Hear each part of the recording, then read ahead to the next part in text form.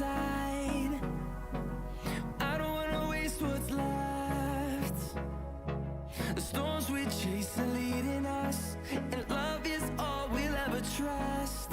Yeah, no, I don't wanna waste what's left. And on we'll go, through the wastelands, through the highways, till my shadow turns to sun rays. And on we'll go, through the wastelands, through the highways, and on we'll go.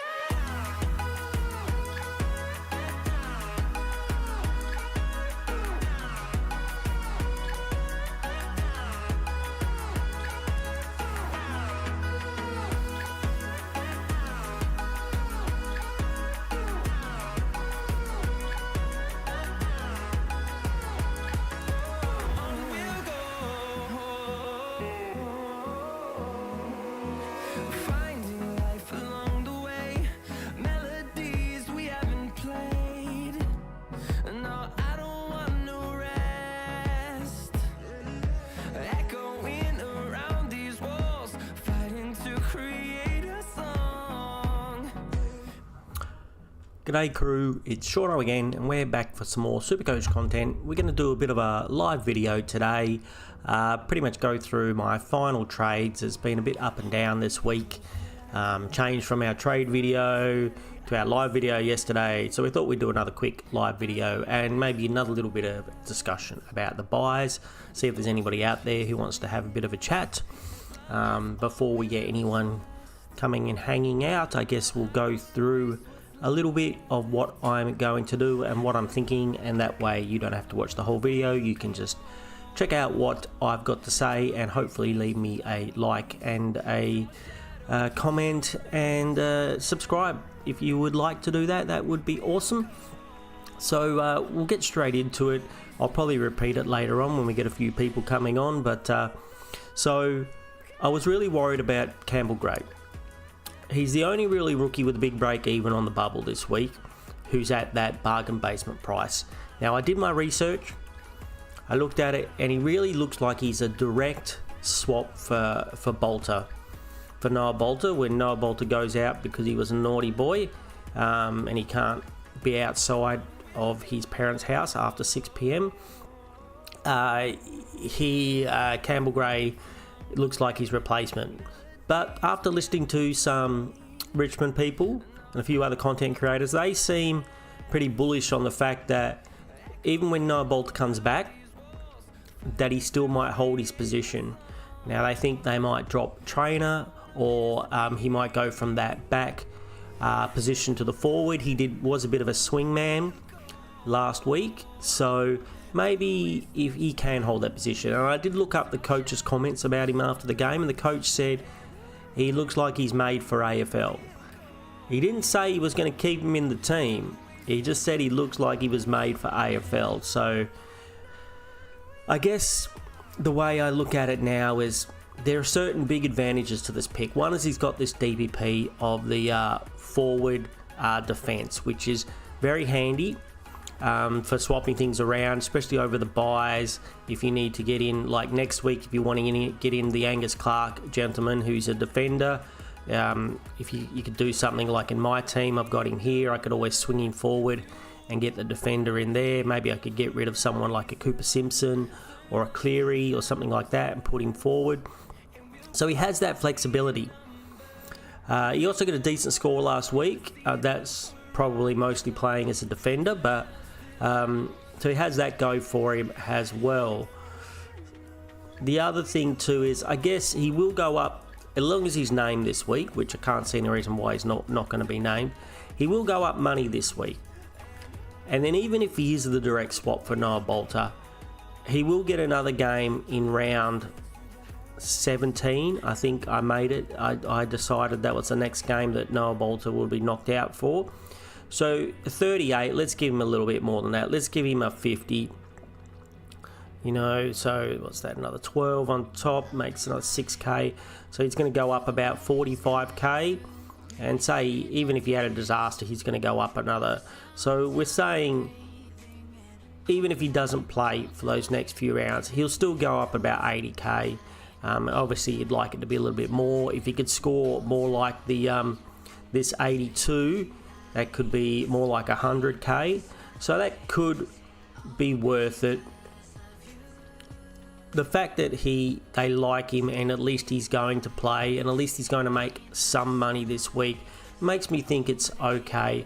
I still think there is a good chance that he ends up being another black hole on your rookie bench, just sitting there doing nothing. But beggars can't be choosers at this time of year, so I think we're just going to have to go there. I mean, I was thinking about going the Angus Clark early. That's what we talked about yesterday, but I just don't like going rookies early. Anything can happen. He can get injured. Anything can happen. So good thing is we did have the mid-season draft last night. This is Thursday morning, so that was Wednesday night. And I didn't really see a lot that jumped out and grabbed me. There is the Eagles boy, who his stats aren't great for Supercoach, let's face it. I went through and looked at his stats, but he might get a game. In years past, the Eagles have tried the mid-season drafts, as in Marich and Hutchinson have both got games after being recruited in the mid-season draft, but that was under a different coach. This coach at the moment seems to be a little bit up in the air with what he's doing with the rookies. He seems to throw them around a lot, and I wouldn't be surprised, even if he was brought in, that if he was made the sub. But we'll have to see if that happens. Essendon had quite a few people that they picked, so there might be a chance that we get them, but none of them looked like fantastic for the moment anyway. The Selwood kid, actually I was surprised the Eagles didn't go for the Selwood. I know the number one, McCartney or whatever his name was they were always looking at him as number one, but the Selwood guy who's been playing over here in the Waffle looks pretty good too, so I'm surprised they didn't go him. Anyway, so I've kind of changed my tune a little bit on Campbell Gray. I think I'm just going to go there. So, and the other reason I'm going to go there is because it allows me to do some other moves. So I'll give you a look. So I did them yesterday. So I was only going to do the one trade, and then I was going to wait till next week. But I had a look, and I like the look. Well, let's face it, we're a little bit poor, so we're going to have to get in some cheapos. And Matt Rowe's still pretty cheap for what he's capable of. We thought about him last week. We didn't go there. This week, though, why I'm thinking about getting him this week, instead of waiting 1 week. I would be happy to wait 1 week, but it's just mainly because of his break even. He's got a break even of 45, so he's going to go up. So if I'm going to want a cheapo that I think is, capable of scoring good scores, I think this is the week. After this week, he'll be like 500k, and then you're probably going to pick somewhere else. You're going to lose that cheap option. I wish I had kind of done it last week when he was 20k cheaper, but he's still pretty cheap. He's still probably the cheapest Fallen Primo that we've got available. The next ones up are all around the 5-10 mark, which would be like people like Holmes or Jordan Clark, who are also very good picks. And if I could afford a little bit more money, I might be going there. But doing this allows me to do what I'm thinking of next week, which is, again, we're going to probably have to get a cheapo next week. So hopefully the Essendon rookie will play, and we'll be able to do something like a Clark.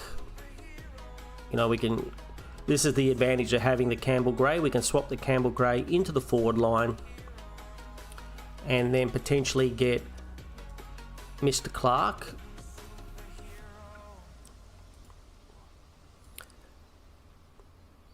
Oh, not Chad Warner.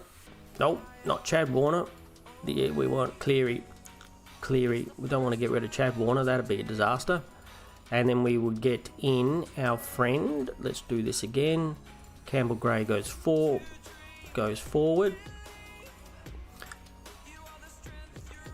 get Clark in, and that leaves me with 269,000.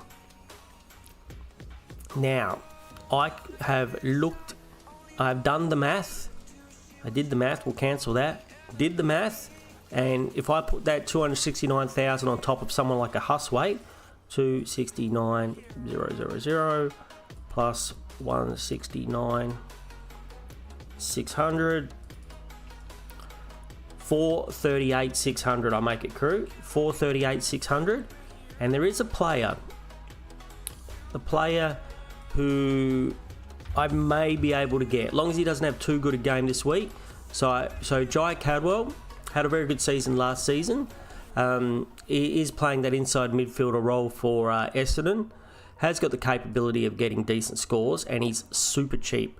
So as we've seen this season, he's going to start off with a 129 and a 118 and an 84. Very nice. And he's had a bit of an injury layoff. Came back with a 61 and a 40, and then 114. Now, he's got a break even of 97. So again, I did the math, and if he gets under 115-ish this week, I should be able to afford him. With that 438,600, I can go straight from my rookie on the bench up to a potential primo. Well, he'll be primo in regards to my team. We might not all regard him as a primo, but I just need to get some midfielders in there and get some rookies off the bench. And so going Huswaite up to a potential primo, we'll get a rookie off the field, which is what we're trying to do. We're really struggling to do that with the cash gen at the moment, but we're trying to do that. And so that's one less rookie that we're going to have to worry about. So that is the plan. Now, if Caldwell comes out, smashes a 15 plus, a 120 or something, probably won't be able to afford him unless Cleary comes out and does the same thing, where at 51, if he comes out, gets an 80 or a 90, then we still might be able to afford. If that happens, so I figured this is the easier way, right? If we went Jai Cadwell this week, we definitely wouldn't be able to afford Rao next week, because Rao's got that lower break even. So that's the way I'm thinking. So I was only going to do the one trade. I do recommend only doing downgrades on this particular round, and that's exactly what I had planned, except for this. The reason I changed my mind is just basically because of the lack of money and the lack of cash gen. If I had a weighted one round, I wouldn't be able to afford one or the other. This way I can potentially get two primos into my team, where before I could only get one. Like right now this week, I'm only really replacing, if you call Zach Reed a primo, I mean, he was performing as good as some primos. We've just pretty much swapped one player on the field for another player on the field. Obviously, I think Matt Rao's got a higher ceiling and probably more consistently going to get you those higher scores. But the other reason was my buy with Matt Rao is a pretty good buy for me. So as you can see, I don't have too many people out. We've got Gray here, which obviously, hopefully Carroll or someone will play instead of Carroll.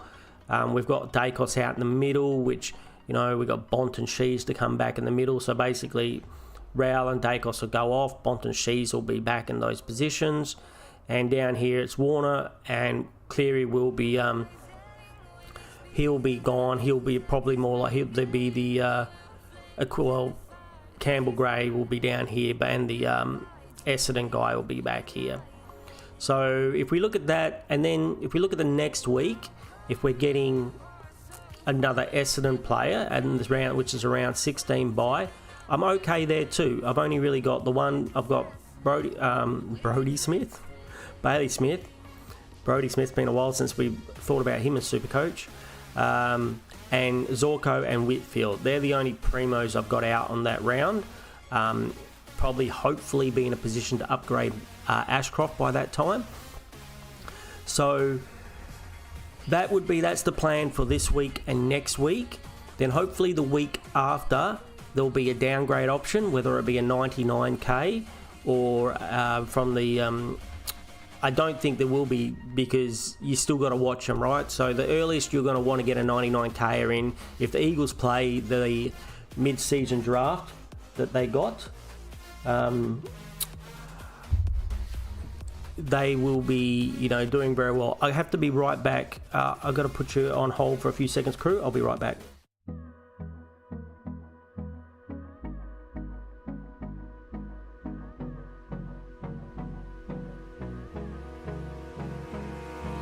Hold me close till I get up. Time is barely on our side. I don't wanna waste what's left. The storms we chase are leading us, and love is all we'll ever trust. Yeah, no, I don't wanna waste what's left.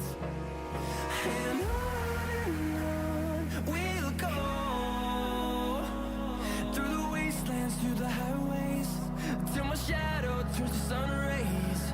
And on we'll go, through the wastelands, through the highways, and on we'll go.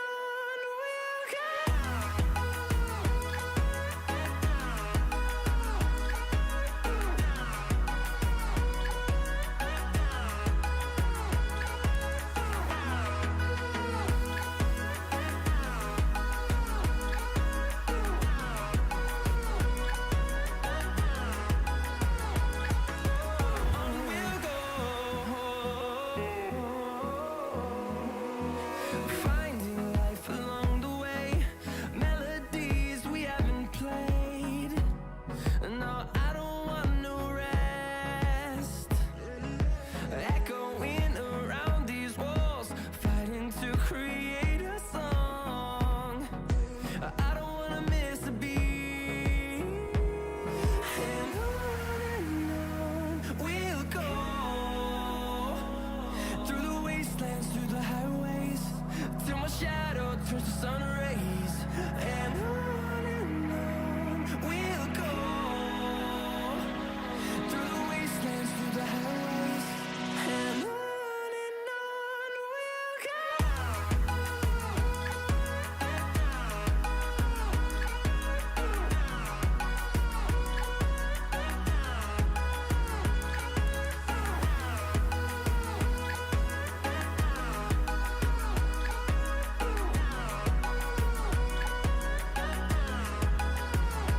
And we'll grow in number, fueled by them to see the horizon, turn us to thousands. And we'll grow in number, fueled by them to see the horizon, turn us to thousands. And on we'll go, through the wastelands, through the highways. All right, sorry about that, crew. Very sorry. That was work, important work stuff, which doesn't happen very often. So sorry about that. We'll do that while we're here. Sorry about that, crew. Anyway, so where were we? We were at the plans. The plans for so that's the 2-week plan. Get Jai Cardwell in next week because he's a cheapo. Then hopefully, if we move the team around, I'll show you what it will kind of look like. So the back line, more than likely, will have one of these guys go back, maybe, or maybe we're just going to have to live with a rookie on the field. Of course, through the buys. I mean, once we come out of the buys, Marriage goes forward. And so Marriage and Daniel will be here in the forward. Hey, Paul. Yeah, I did look at this guy. Funny enough, you should say that. Did I have it up? But no, I don't have it up. Couple of weeks time, it might be okay. He might be. And then also, they've got all these mid-season draft guys.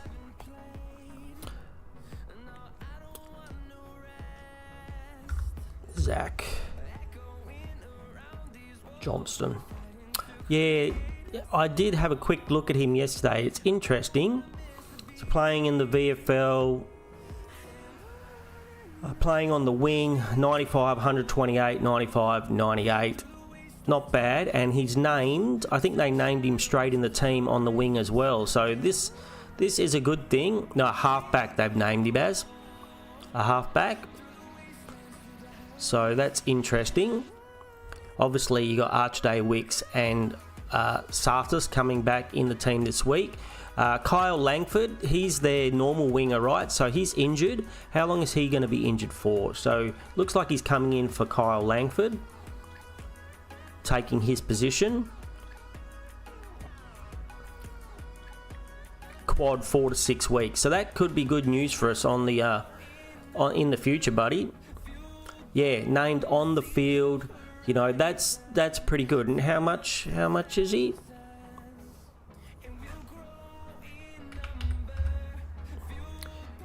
$113. So that could be good for us, not next week, but well, to get in, if he plays this week and next week, to get him in for the week after. Langford is the forward. Okay, cool. I thought he was that kind of a midfielder, runs down the side type of Langford. Maybe I'm thinking of another Langford, but so yeah, that could be good. Someone to look at. So that's exactly what we need, isn't it, Paul? So for me, in that third week, which is the week we're going to need him, is the week where I'm going to want Butters. That's the plan. If I get Jai Cadwell next week, that should leave me enough money. Well, I'm not going to have much money, but enough money where I can go down to a rookie and potentially chuck the money on top of an Ashcroft or a Lindsay to get Butters. Harvey Langford from Melbourne? Maybe, yeah. Maybe. I think there's another Langford too that also plays the wing. But yeah, so I think that could be a really good option. Hopefully he holds his spot, eh? And, you know, by that time, like we said, so that'll be a week before we see any of the mid-season draft guys. You assume none of the mid-season draft guys are going to play this week. So if you're lucky, they'll play round 13 and round 14 and be ready to get into round 15. Where this guy may be ready to round 14, and since Essendon don't have their bye to the last bye, that could work out nicely for us, Paul. Good call, buddy. Good call. So hopefully, yeah. So let's just say I do that move next week and I'm only left with a couple of thousand, then potentially I can get him for 113,500 for, I can, like, I don't know where I'm going to be finding this money from.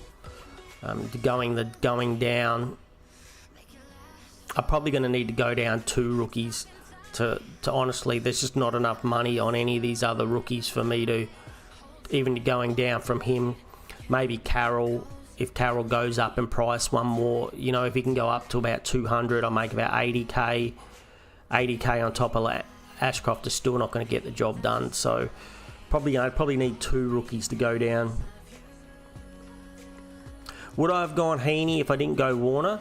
Well, Warner had the DPP, so I only went Warner because of his flexibility. And so if Heaney was DPP, if Heaney was a forward as well, you'd snap him up. You'd get him straight away.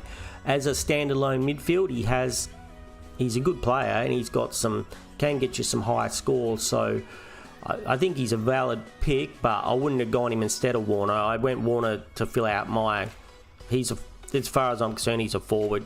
So he's there to fill up my forward line, not to fill up my midfield. But I do like Heaney as a pick. He's a bit of a potty. There wouldn't be too many people that have him, I assume. 8% of teams, so that's pretty good. That's pretty low. How's he been scoring? I know he could have scored a fortune. Was it last week where he missed those goals? The week before it might have been. 110, 138, 90, 83, 100, 98, 118, 90. So looks like, around 80 is his absolute floor. I mean, he seems like a pretty good pick to me. Seems pretty consistent. We know he does have a high ceiling if he kicks goals. He just doesn't. He hasn't been doing it very often, but yeah, he can potentially blow a game up.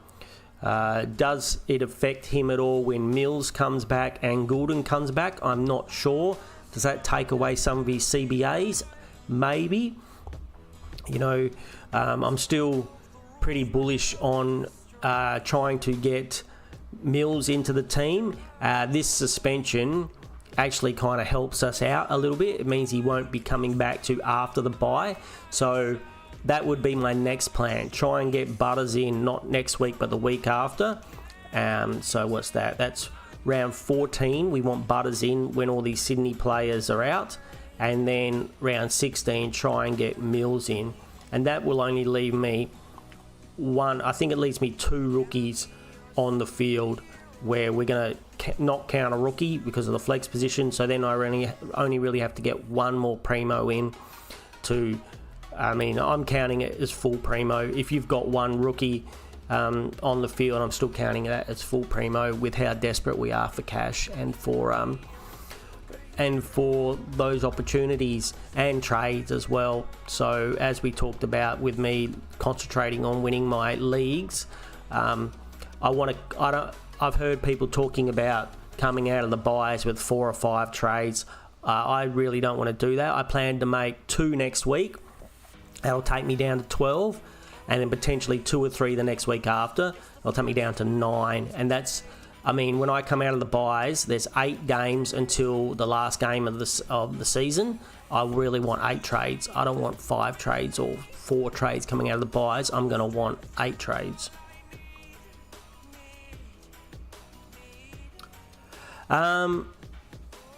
Would I be angry? Well, no, because I have to trade. Trainer gets an 80, he only holds his value, right? He doesn't go up at all. This is why I have to trade out Trainer. Should have traded him last week, but he needs an 80 to hold his price. He's not going to go up if he gets an 80. So Campbell Gray comes out, gets a 40. At least he's going to make some money. I'm more worried about Campbell Gray being dropped the week after when Noah Bolter's available and then not coming back into the team until round 17. Now, the Richmond supporters think they're very bullish on him, and they think that maybe Trainer might get dropped for Campbell Gray when Bolter comes back. Now, I can cross my fingers and hopes that happens, but who knows, really. Yesterday, I was telling everybody to be very careful with the Campbell Gray, but I think I am gonna go there just because of as long as he's named, just because of his flexibility. If he is a 0, not this week, the week after, if he is like not named when Bolter comes back in or he's dropped, I can always swap him forward to the forward line and put him on the bench or put him on the bench over here, and at least he's got the flexibility. And I know that he'll probably get back in the team in round 17 when they have a night game. I think that might be the deal. That might be the deal. So it won't disappoint me at all, because Trainer just has to go and we haven't got anybody else to go for. So it's not going to be Trainer's fault. Trainer scores an 80, but if they play him up forward like they did last week, he's definitely not going to score at 80. But maybe they take him back and they put Gray up forward. Gray seems to be a better option for forward in reality, like especially after we showed those stats yesterday that says Trainer's one of the worst kicks in the AFL according to champion data. So you probably want, and he's I think Campbell Gray's more of a big boy, isn't he? He's more of a big bulking forward type, where Trainer's more of like a run off that halfback type. So yeah, wouldn't be surprised at all if Gray does go forward and gets a 40 or a 30.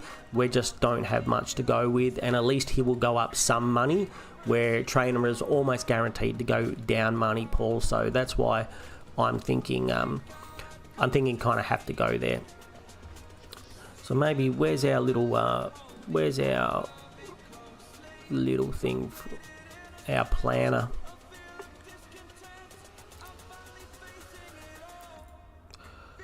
So we could adjust the plan a little bit. Here we're actually probably more than likely looking to get Jai. Jason Horn-Francis is still classed as a few weeks away, so he's probably not going to be a viable option next week. Paris, yay! How you going, mate?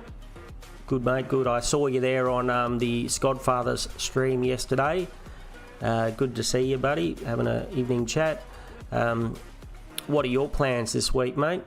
With your awesome score? What plans do you have? So then, here we got Butters. So this is the plan for me.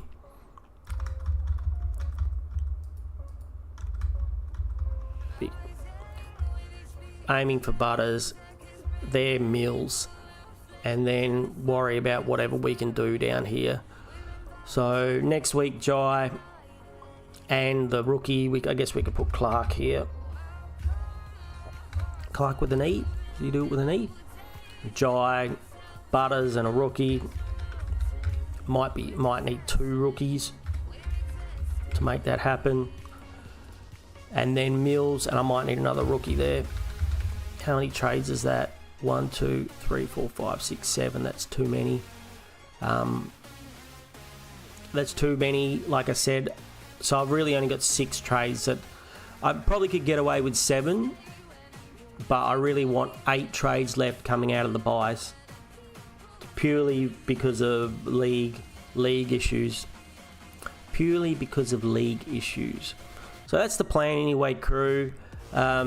This week, I don't know if you saw, Paris, we, due to money, we were only going to do this one trade, Trainer to Gray, but just because Rao's going to go up and we need a cheapie, and we want to get on Jai next week, and Rao has the lower break even, we're going to go Rao this week, Jai Cadwell next week. Long as he doesn't go up more than, if he scores a 115 plus, we probably can't afford him. That's how fine we're cutting this money, and that's why we can't get Jai this week, because Rao's definitely going to go up more than the amount of money. I mean, he's got about 8k. If he goes up more than about 8, or if he goes up more than 10k, let's say, Jai Cadwell, that is, I'm not going to be able to afford him. So yeah, I'm trusting other people on the Campbell Gray pick. It could really bite us on the backside. I mean, I don't know whether this is going to be one of these cases of I did all my research and I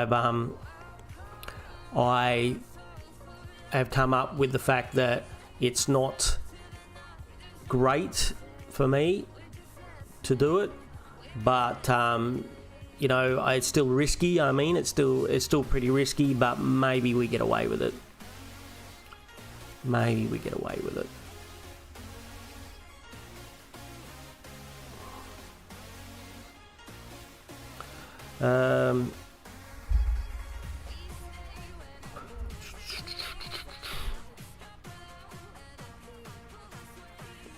Yeah, so that's what I'm thinking. Don't have very much else to say about the old trade situation. Hopefully that guy you pointed out, Paul, that Zach, this Zach fella comes in and plays. It's only going to be a short stream today, guys. I just wanted to jump on to try and clarify the trades a little bit, to see if there's anybody out there who feels like a chat. I've got to sort out this work thing now soon, so I won't stay on too long. 39 to 29, yeah, very nice. 70k in the bank's also good.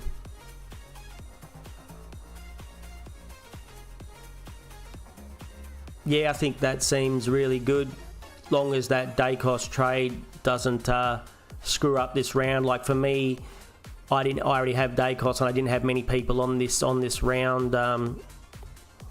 What is it, round 14? The round 14 buy. I had very few people on the round 14 buy, so getting in Rail doesn't hurt me. So as long as you're in that same position where it doesn't hurt you in the way of getting your 18 or 19, someone in your position, you probably want 19 minimum players on the field at least each week. And probably, I don't know if I'd include anyone who's going to almost definitely be a sub like Gross here, or dropped. I assume that Gross gets dropped this week. I assume he's not going to be there. So I think that sounds really good to me, Paris. I think that sounds really good. Going to put you in a good position coming out of the buys. Like me, I think you have to get rid of Trainer this week. Yeah. Mitchell said he's going to put time into Dacos. What a surprise. But we've seen he can still get a 90 or 100. What's his break even? 117. So he can still get a 90 or 100 if they do that. Who was the last person that Mitchell said they were going to put time into, and then they did, and they did hold him back quite a bit. Oh, sorry, I've got to be back in 2 secs again. Sorry, crew, I don't mean to do this to you. I'll be right back again.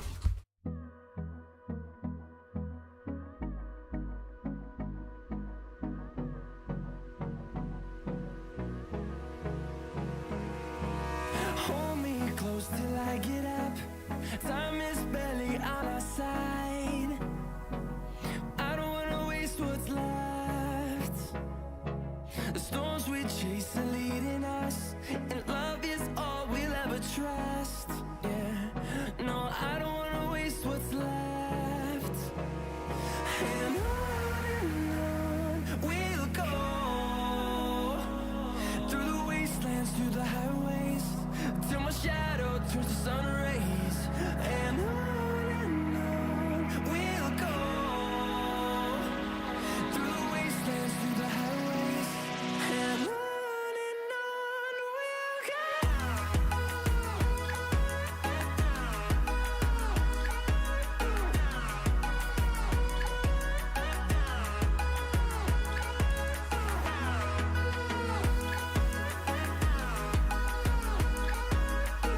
Oh, sorry about that, crew.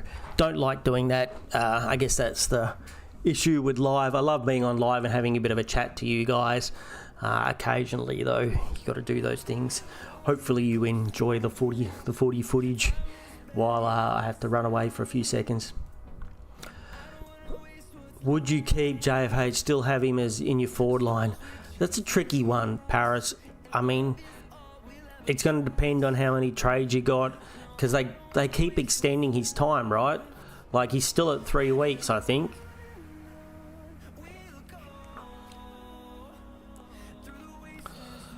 Still 3 weeks, so he's not coming back after his bye, which is what they first said. So what's that? So round 12, 13, 14, maybe back in round 15. I think because it's in the buys, you can get away with it as long as you've got proper coverage. As long as you've got at least 19 players, I would say, playing, not including people like Gross, who is probably going to be, if you've got 19 players that you're pretty sure they're going to play the full game and not be the sub, and and get reasonable, like even your rookies on are going to get your 40s or 50s at least, I think you can keep him. You're kind of pretty sidewaysy. Obviously, you need to get rid of Reed. So getting rid of Reed is not a problem. But Jason Horne-Francis, I think it's really situational depending on your team. If you're going to come out of the buys with only a couple of trades, maybe it is worth just holding him as your top.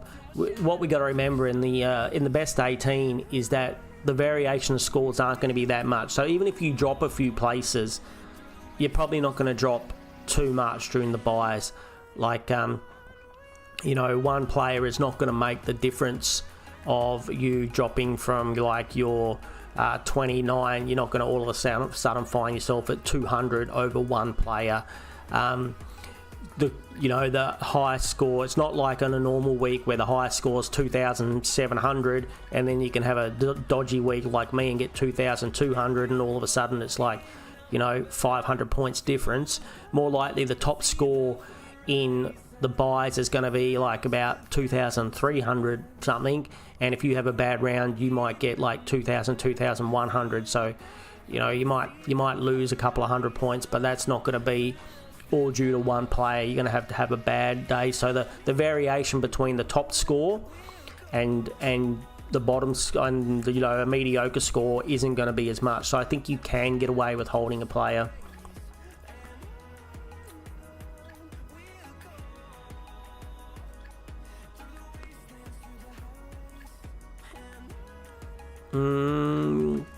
I don't love the Toby Green pick just because I'm assuming, I think when we talked the other day, I assume when you're planning to full primo coming out of buys and not have a lot of trades left either. Whatever you buy now, you want to keep. And I don't think Toby Green is a keeper. Even if he plays midfield for these couple of weeks, once all those boys come back, he's not going to be playing midfield, and you're going to be relying on him to score goals. He's going to be a super roller coaster ride for you. He might win you around when he scores 120, when he kicks 3 goals, and he might lose you around when he scores, a 50 when he doesn't score any goals. He's had a pretty good season. When he usually, good thing is at least he usually does score goals, and if he gets midfield time, it's pretty good. But I mean, yeah, look at the start of the season: 75, 124, 73, 149, 127. Obviously, scored some goals. Then he got a 30, a 50, a 50, a 50, a 70. That's what I'd be worried about. That you come out of the buys, you bought him, you got this 127, you might get a couple of good 100 scores here, and then all of a sudden it's just like, more 50s and 70s. But he could win you. He could be a nice point of difference, and he could, you've got to, at your position, you do have to try and make some moves. Only in 3% of teams, so he would be a very good point of difference, and he could win you around. Yeah, so I don't know if you saw yesterday. That's only mildly crazy move. Like, I'm thinking of a super crazy move. I'm thinking of Doherty. Potentially, if I can't afford Jai Cardwell next week, I'm thinking Doherty, and he's only had one decent game, just on the praying and dreaming that he goes back to his halfback role, which he did a couple of years ago, where he was the pretty much the Supercoach GOAT. And I don't even know if he's a standard in the team anymore, but at his price, I'm very keen to pick it up. Like, for me, Toby Green could be a definite pick for me, because I just can't afford to do anything else. But for you, I'd be a little bit worried. Doherty used to be, and nobody's talking about it, right? But Doherty used to be the absolute, he was the Zorko or the Whitfield, or the back general goes around there, and he's been playing midfield forwardish the last couple of years, and it's just been shit for his scores. Like, could you really take this risk? Look at it. The highest score he's got's an 82 up to round 8. He comes back in round 11. Carlton are pretty low in the stocks in the back line. He plays the back line. He plays that role, and he gets 118. So I don't know. He doesn't play this week, so it'd be an utter swing in the dark. I probably prefer your swing in the dark than my swing in the dark, to be honest.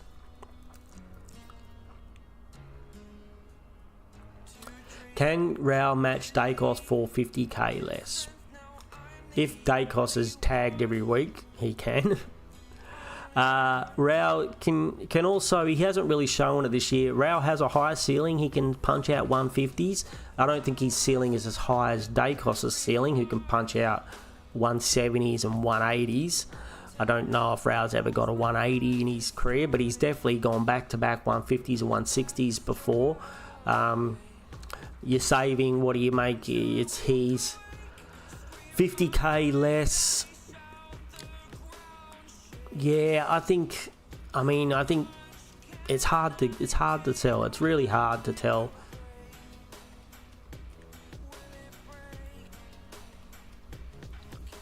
Let's see the full name. You have to the league and search the team. Just tell me what rank you are, Paul. Paul, just tell me what rank you are, and I'll just go to rank and find you that way. It's much easier for me, buddy. It's much easier for me to do it that way if you tell me what rank you are.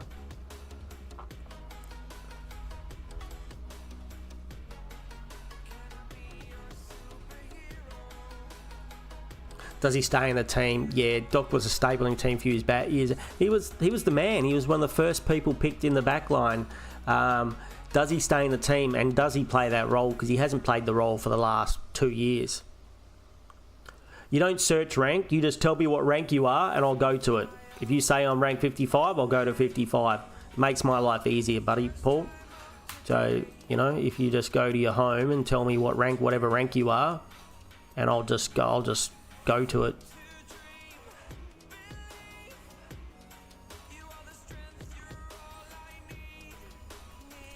Even if I have to go through a million.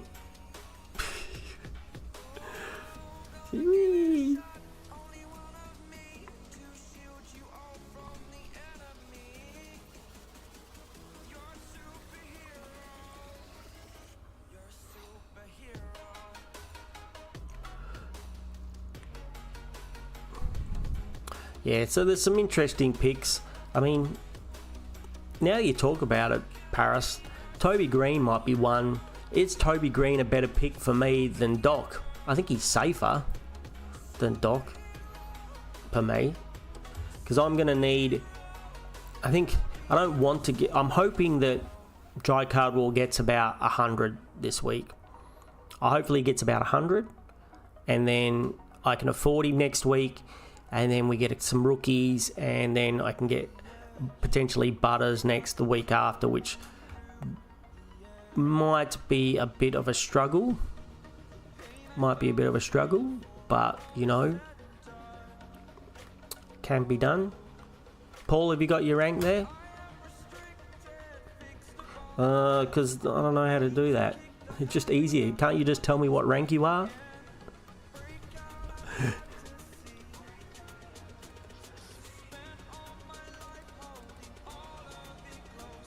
Against good teams?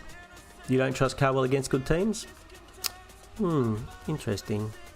Okay, that's good to hear, mate. I don't think I can afford anybody else, so I don't think I have much other choice.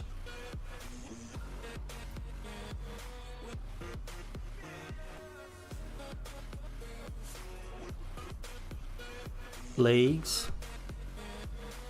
I tell you, Paul, it's easier my way. All you have to do is click one button. I have to search stuff.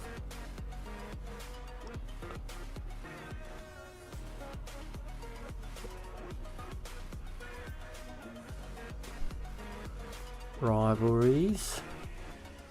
Find a team.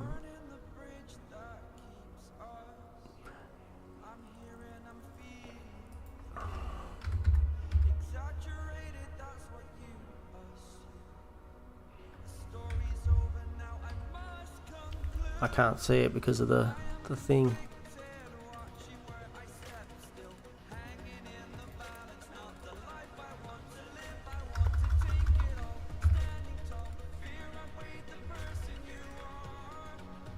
Yeah, I can't see it because of the blackout either, mate. You're just gonna have to tell me your rank. You're just gonna have to tell me your rank. It's not hard for you to do. It's not hard. Just go to your home, look at your rank. Tell me what. Look at your season rank and tell me what you are. I can, but it's just easier for you to do, mate. While I'm streaming, it's just easier for you to do.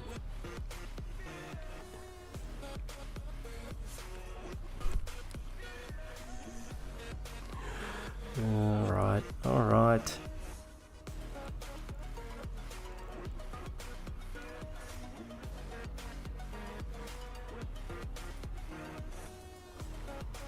Here we go.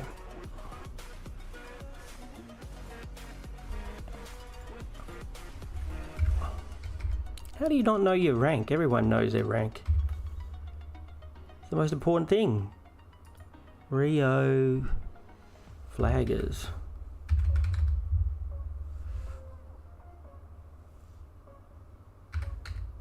I'm not having much luck for you, buddy. No teams found. Teams in my league. Wait a minute. Teams in every league. Teams in my leagues. Only seems to want to do my leagues.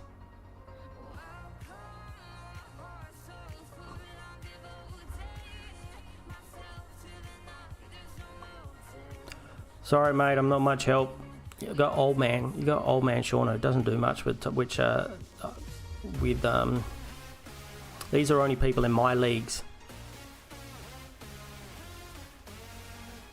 No, because it's only doing people in my leagues. Rivalry is, I can only rival against people in my leagues, not against people who aren't in any of my leagues.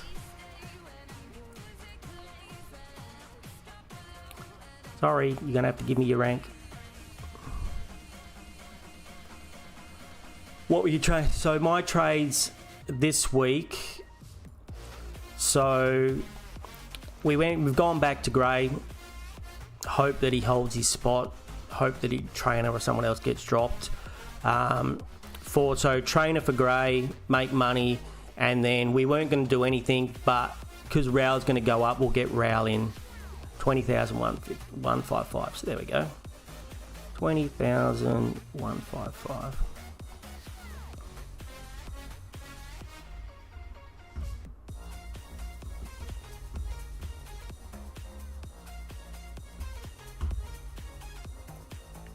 Doesn't have a pull down bar for me.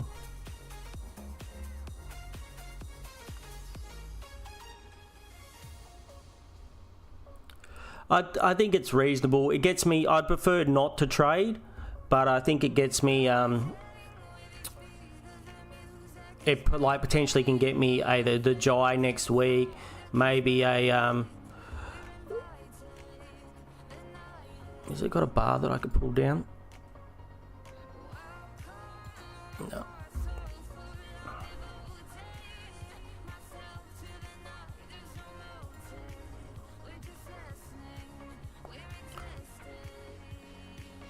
It'd be nice if it had a bar for me to pull down.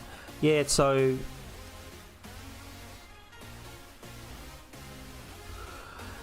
yeah, that's exactly right. So I'd be tempted to go Jai this week, but I can't because Rao's just going to go up and I couldn't afford him next week, and then I can't get anyone of decent.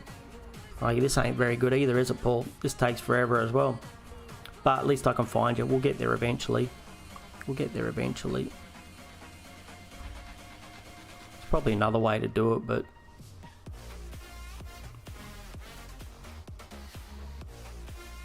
no, we are under rank.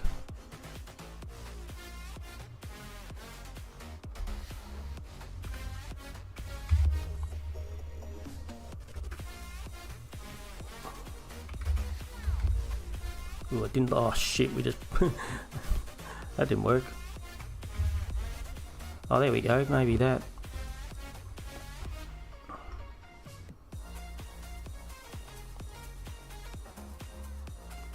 Ooh, killed it.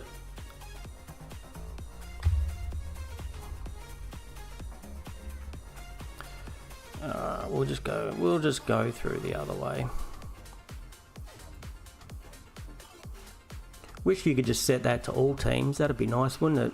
You could set it to all teams, leagues, unconfirmed rivalries.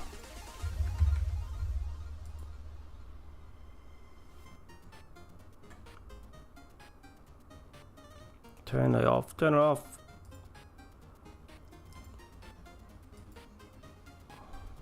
God, stupid footy scores. That's what you get when you get old man Seano. No, because it just Control F doesn't search in here. It only searches on the screen. Rio, nothing. Let's get back to where by controlling and I screwed up my screen. There we go. And go back to rank, league, and ranking.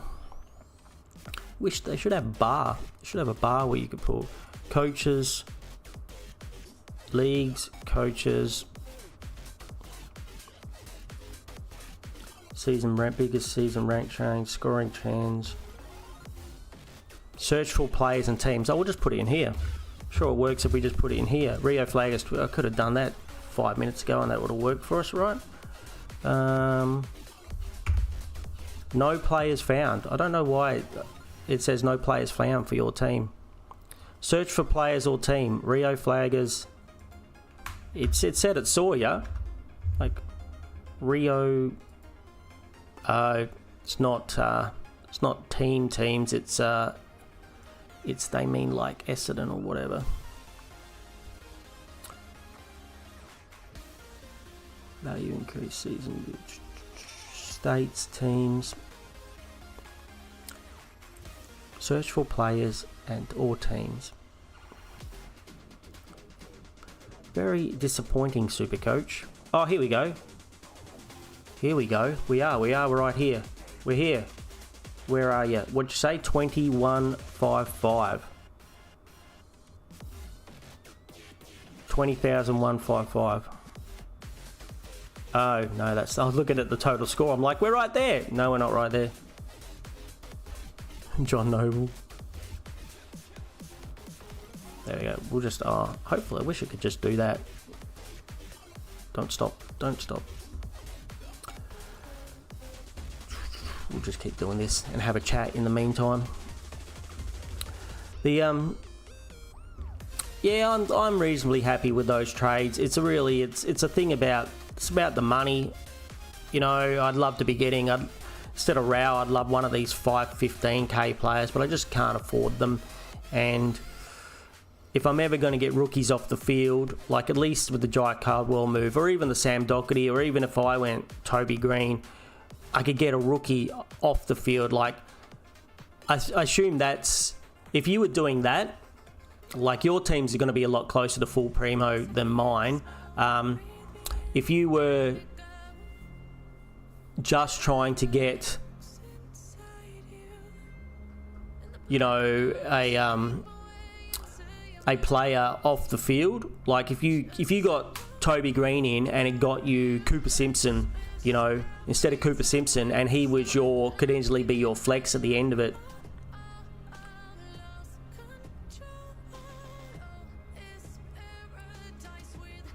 The quicker way. I scored 2550 in round 8 than you. Press on your name and add rivalries.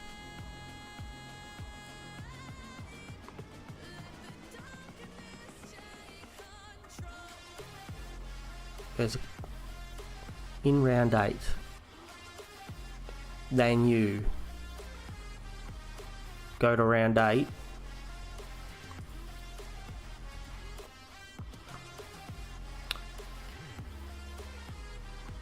You scored 2,000.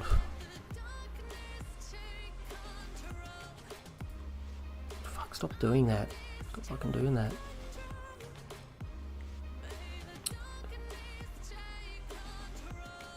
Than you, in round 8, than you. That doesn't really make sense. Press on your name and add rivalries. You were 1,100. You're 1,100 in round 8. Oh, that'll be quicker. 1,000 rank, 1,100. You mean of that round or of that in total?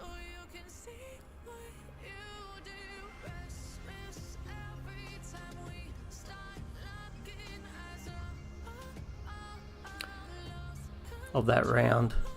Oh, well, which score is that then? Where's that? This is in total. Ranking.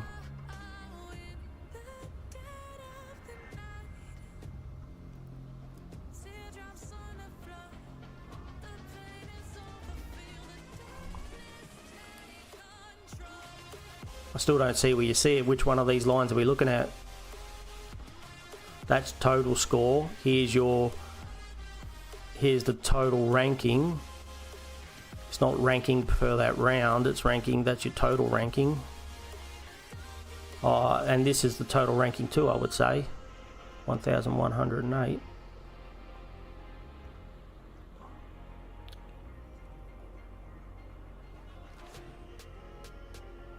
$101, $199, $199.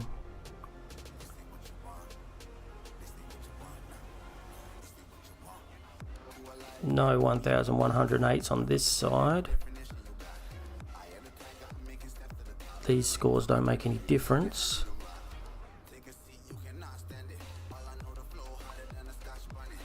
We're not having much luck, Paul. You think they would make it easier?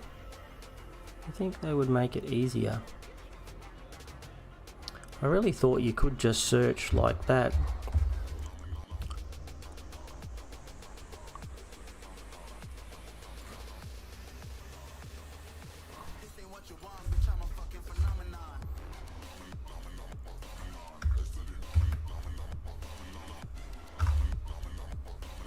These are people's teams down here.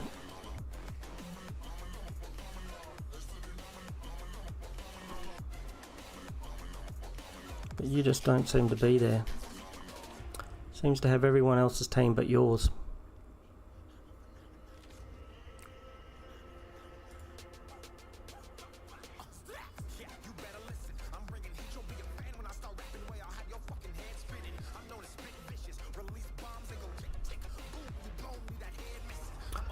Yeah, this is people's overall score. It's not their round 8 score.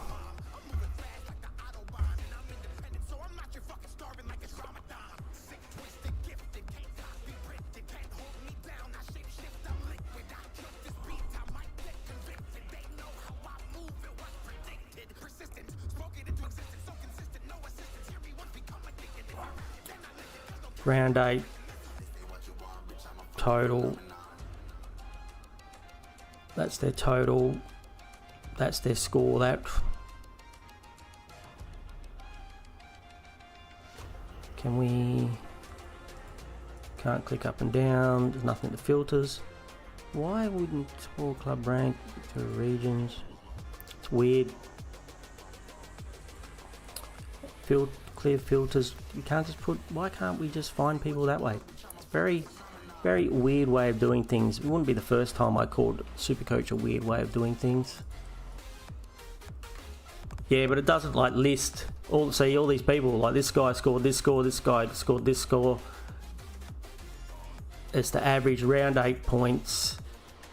See, they're all scattered. This guy's 2004, this guy's 6. It's in no order. It's in no actual order. It's only in the order of what your actual rank is, that team.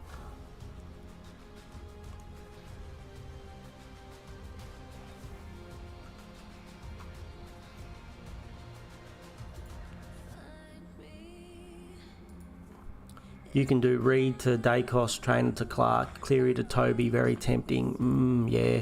Funny enough, you're talking about the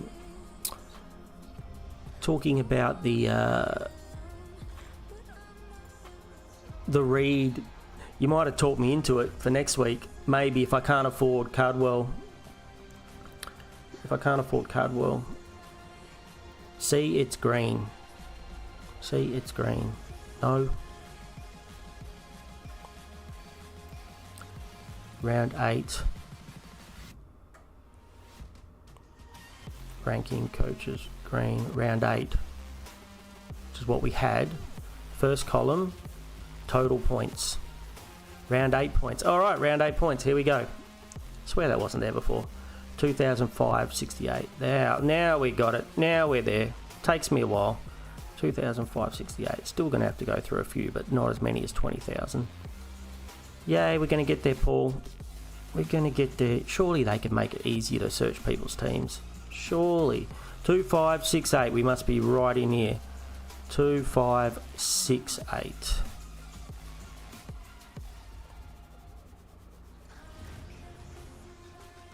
Here we go. We're almost there. If anyone else is out there, content creators or anything, can tell us an easier way of doing this. That'd be nice. 2568. Here we go. Yay. We got there. Jeez, it took us some time though, didn't it? But we got there. Alright, let's have a look, Paul. Alright. Sorry about that drama. We got there eventually. If Cleary is out, I hope Cleary's not out. I hope Bailey Smith is not an out too. Alright, so your old backline, really good. You got the trainer too. And you got Pryor. You still got Pryor. Very nice. Probably be looking to get rid of add rivalry. There we go. Nice. Very, very nice. Huh. Hard work, Paul. That's the old team. Oh, and then we can go back and have a look at your through the leagues. You're saying we can go to leagues, and we can go to rivalries. Find a team. Teams. Surely this should be able to change to all teams in my league to all teams. You would think. Surely you would think that should be an option. All right, let's have a look. So good. Oh, you do still have trainer. Probably be looking to get rid of trainer if I was you this week. Jepson, is he going to play?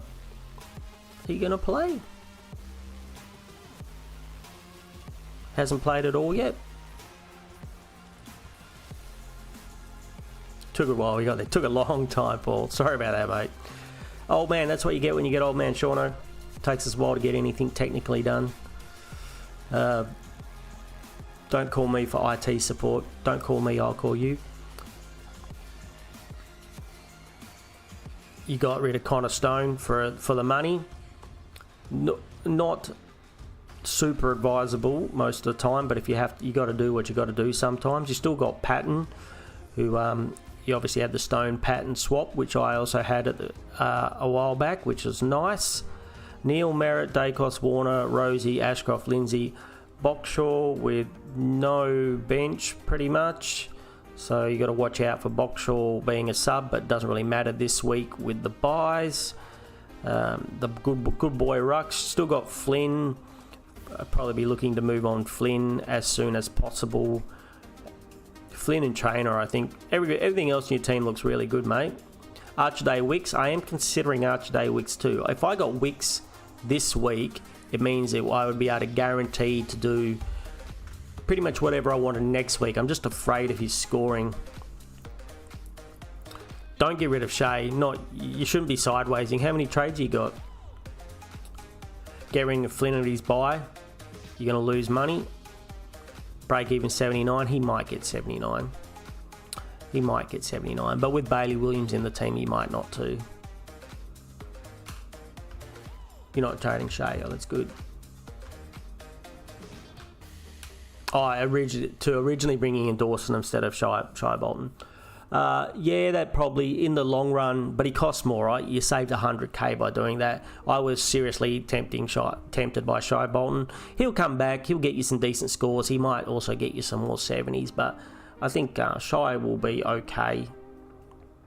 Yeah, cool. Instead of Dawson or Tom Green. Yeah, I understand why you did it, buddy. The 100k is 100k, right? We all need that money. Getting rid of Flynn and his buy, that's fine, I would think. Unless you were tempted. Yeah, unless you were tempted next week to try and get one of the Port Adelaide or Bulldogs players in. I still wouldn't mind if you dumped him for that.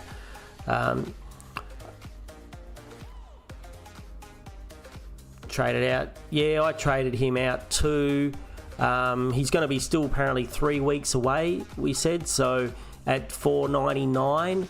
So he could be a nice pickup by that time. In the round though, where he's probably, I don't know if I'm going to be able to afford him. Traded out McRae last week. Yeah, I think I also did that.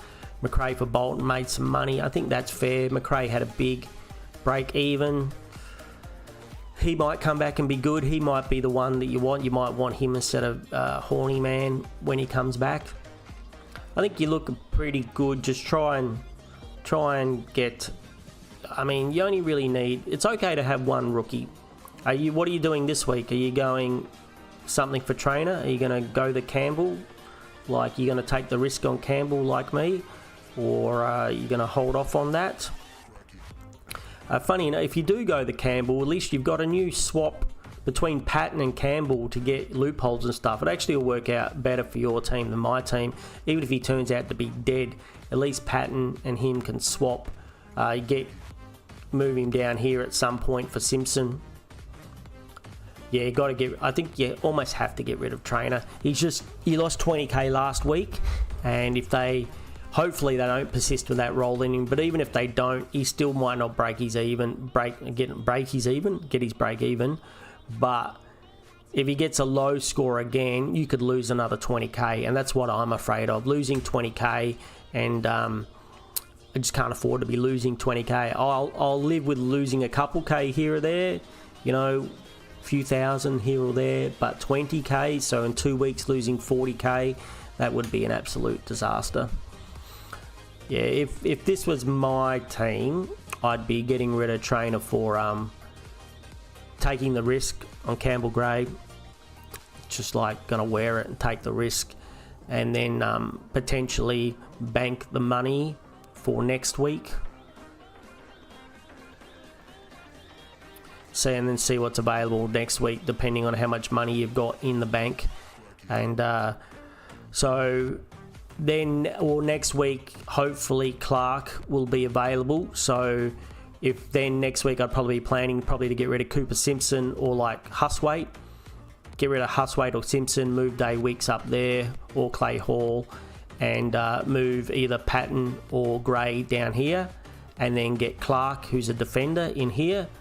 Make yourself a little bit of money. If you did it for like a Huswaite or a Clay Hall or a Cooper Simpson, you'd make 20 to 40k, 50k. 19 trades is pretty good, and a boost, and 330k in the bank is nice. That's going to give you quite a lot of, I mean, if you go down Trainer to Gray, you're going to have a lot. You'll have, he's like 115, you're going to have another 100k on top of that, which means you're going to be in a very nice position to, you know, upgrade one of these, you know, a Boxall or a Huswaite up to a potentially like a Rao or a, you know, a 500k player if you want.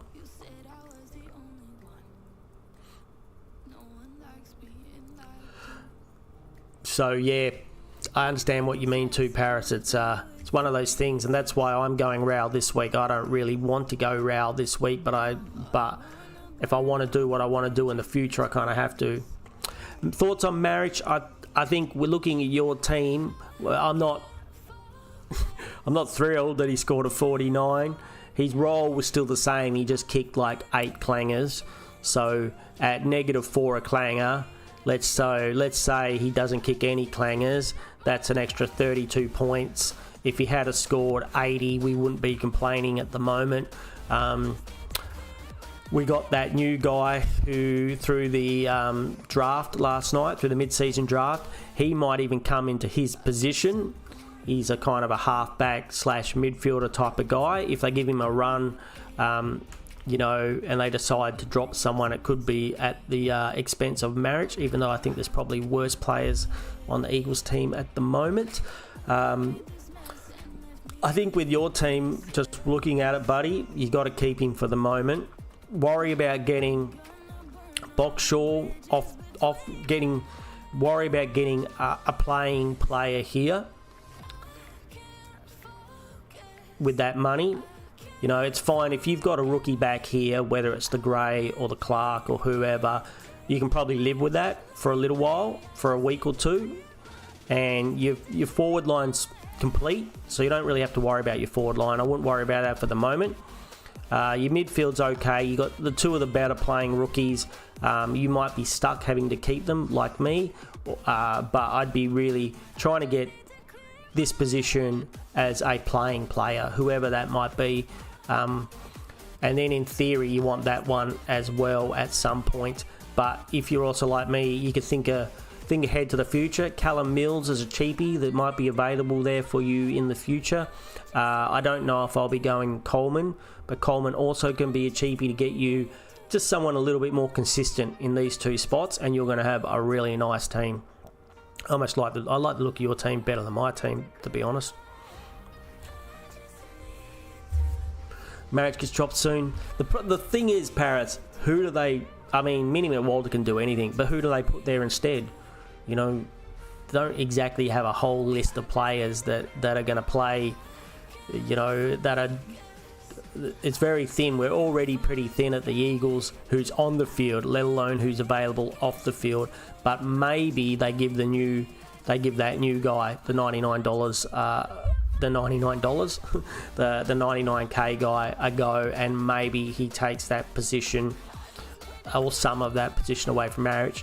But that's a luxury trade. I think once you get your team, if we're looking at our friend Paul's team here, if he got a reasonable player here and a reasonable player here, I'd be quite happy for you to dump her or jump her sideways from a marriage to whoever you are. I'd probably put Chad Warner there and keep that as my forward line. With Chad Warner, just ride the Bolton, you're just going to have to ride it. And then look for whoever you could get for 480. I mean, like this week, if you were crazy and you wanted to throw away trades this week, you could go Marich out, Warner down, and like a Rowell or a Jai Cardwell in, who I would think over the long run, both of those are going to score more than him and are cheaper than him at the moment. But that's really a luxury trade. And I mean, I'm not saying that I don't like it. I'm just saying that it's a luxury trade. I think at this time of year, it's for most of us, we're lacking trades, Paul. You've got actually 19's probably pretty good compared to a lot of people, and you've got quite a lot of money in the bank, so you're in a pretty decent position, I think, and it's going to be fairly easy for you to upgrade your team. Like I said, you're going to have 400k. If you go, say, Trainer to Campbell or Clark, you're going to have, another 100k, 430k.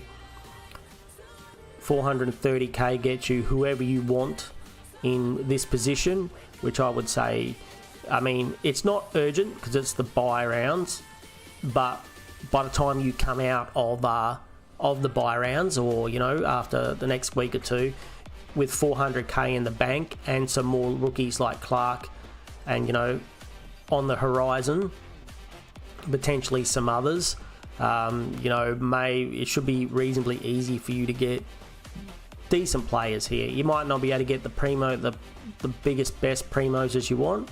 I guess you're going to put Connor Rosie back here for the moment. But that's the problem. Your midfield rookies, a bit like mine and everybody else, are a bit sad. Your midfield rookies not playing.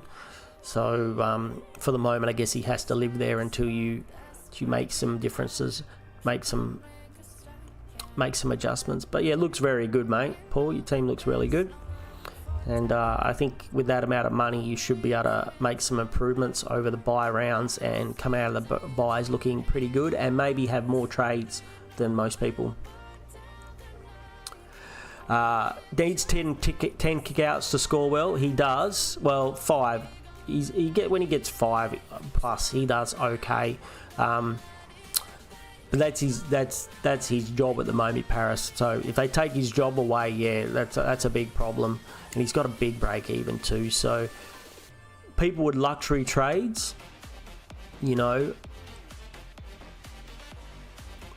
I understand if you're doing that.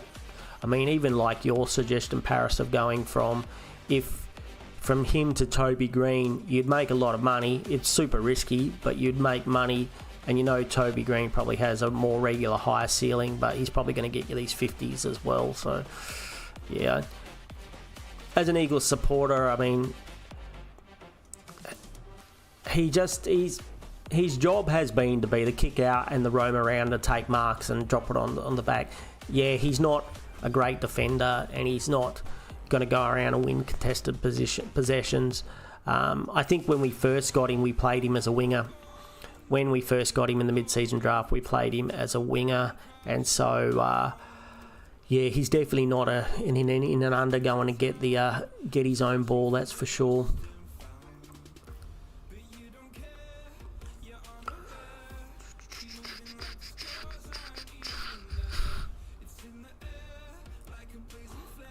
But yeah, Paul, I like your team, mate.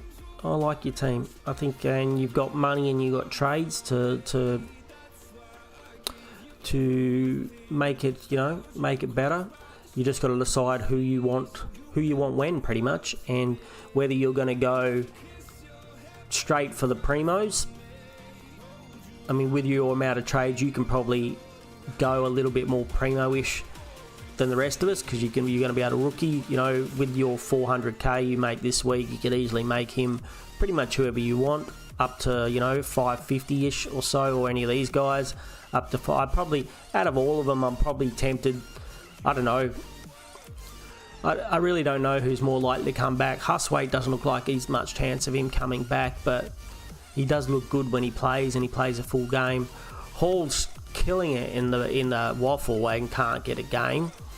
You know, I wouldn't be surprised if Hall is brought back this week. Maybe Gross is dropped and Hall comes in. I don't know.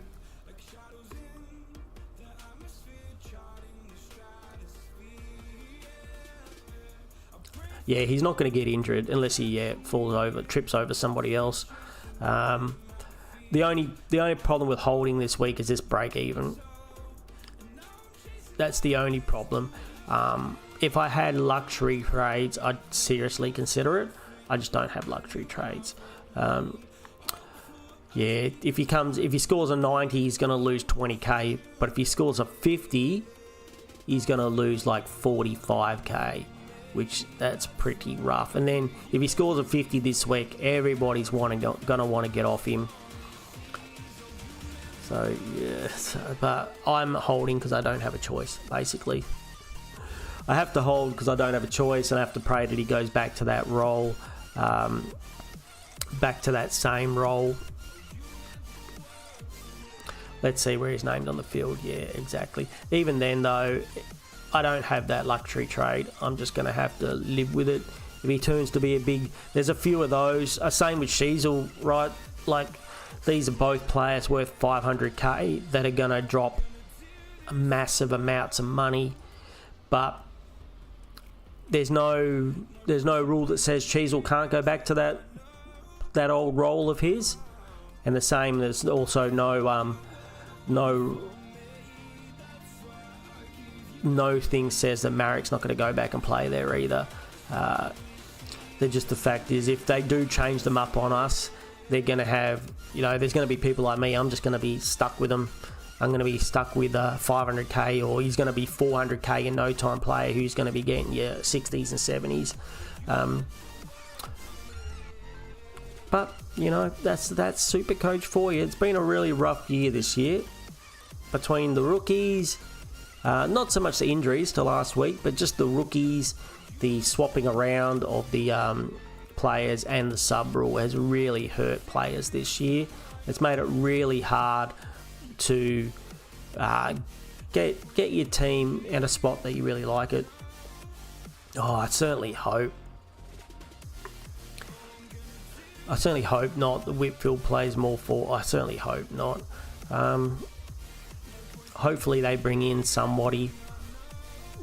Hopefully they bring in somebody to run through the midfield for them, and let him go back to the position that we all love. But I guess then, just because it's the best position for us, Supercoach, it's not always the best position for the team. But hopefully, if they got anybody, is Cogs or anybody due to come back from them? Remember when Cogs used to be really, really good? I don't know why they don't give him a proper run in the midfield. Glute, he's out. Callahan, 3 to 5 weeks. Brett Daniels. So they don't really look like they've got anybody. Connor Stone did alright a bit. Fair. Giants are hopeful Kelly. If Kelly comes back, maybe that's good for him. If Kelly comes back, maybe that's good for Whitfield. That could be a good thing. Hopefully that happens. That means he might not have to play up there. They got Kelly playing that centre/wingy type role. Yeah, that's going to be the way it goes, I think. So, once again, my plan next week, get Clark for potentially Cleary by moving Campbell Gray forward. And then pick up somebody else, whether it's a Cudwell, whether it's a Doherty, whether it's a Toby Green, whether it's one of those type of players.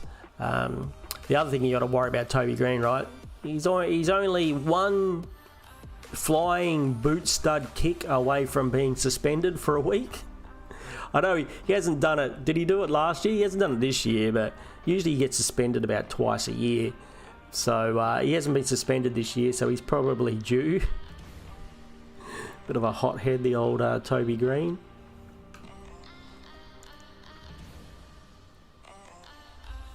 Matt spent a lot more time on the bench. Yeah, I did see that.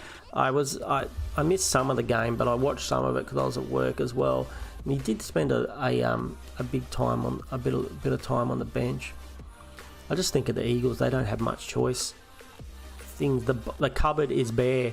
You know, I saw something else last night. So I watched the mid-season draft on AFL.com, and they were talking about players that have come through it before, and none of them seem that great. And the Eagles have two, Marich and I think it was 2 years back, and last year we got Jack Hutchinson, and they told me that they put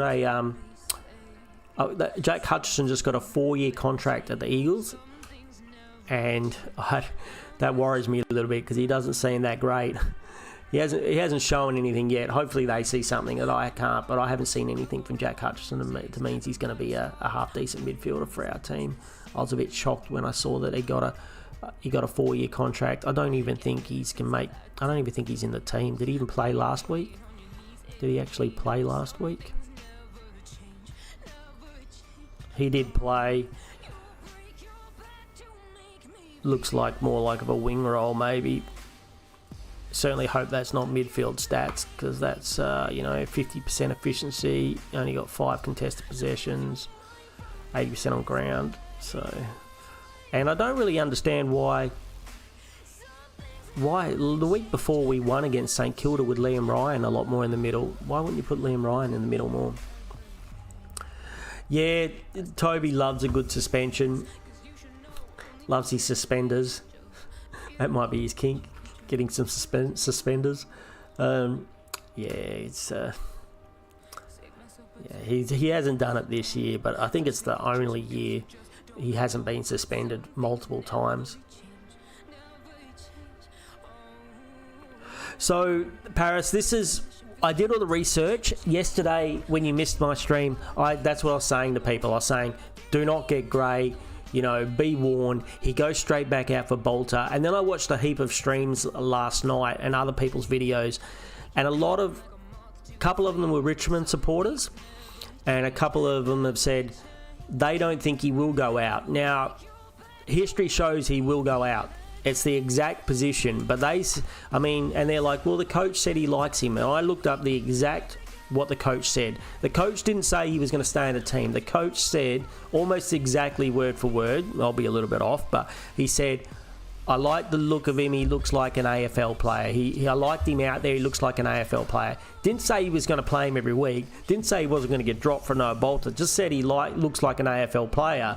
So he can still get dropped next week. The reason I'm going him is because of the flexibility, and I know that he'll make money this week, and then even if he is dropped, he'll be back in round 17 if he comes back in for Bolter, and he'll make some more money then. So I might have to wait to round 17 to make 80k or something, or 100k, but at least he's a body. He allows me to get some money to upgrade my team, and with Clark coming in next week, I just kind of need it. And if he is another dead rookie, I'm going to have that flexibility to move him around as a dead rookie, knowing that he comes back in round 17 and makes some money. So I'm worried about the pick. I'm 100% worried about the pick, but I think I've been talked into it. So I did all the research. I came up with the conclusion that he's going to get dropped for Bolter, and now I'm going to pick him. So we're going to see. I'm going to be like swearing at these Richmond supporters and other legendary content creators that all think he's going to play a game. They also said that he can go forward, and some of them said they thought maybe Trainer gets dropped for him, which that kind of does make sense to me, because Trainer is obviously not a forward. He's like a running back type of guy. So wouldn't it be better to play Campbell Gray, who's a bit more of a big man? I believe he's more of a big solid boy. Wouldn't it be better for him to go up forward? So maybe Bolter comes back, Trainer gets dropped or made the sub, and Gray goes forward. Hopefully. Are the only 3 formalities left? Yeah. Death, taxes and Toby getting reported. Yeah, well, I don't know what's wrong with him this year. He must be waiting for the second half of the season to do a bit of a stint of flying karate kicks that he likes to do. Don't you worry, if he gets suspended, I'll have, instead of the picture down near the footy, I'll have like flying karate kick Toby Green picture down there for sure.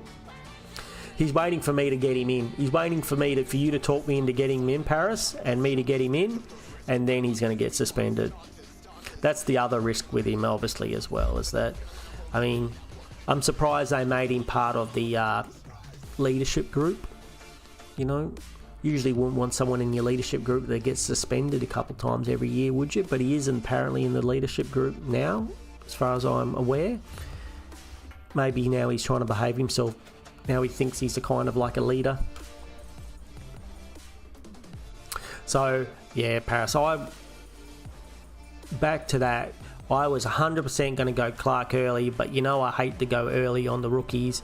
So, we'll go Gray. We hope the Richmond supporters are correct. Next, and then we've also got this other Essendon rookie coming through. Who's named on the field on the wing this week. So if he can get a couple of games, Essendon might be the god saviour for rookies, and unfortunately with all the injuries, he's named on the field in a wing, he's named at a halfback. Even better. If he plays that halfback role, even better. So, that would be good. I tell you what, if Archer Day Wicks was named on the field, I know he's got a shit score, but I'd be tempted even to go there. But we're hoping Zach Johnson here gets a couple of weeks, plays well. Where's the other boy?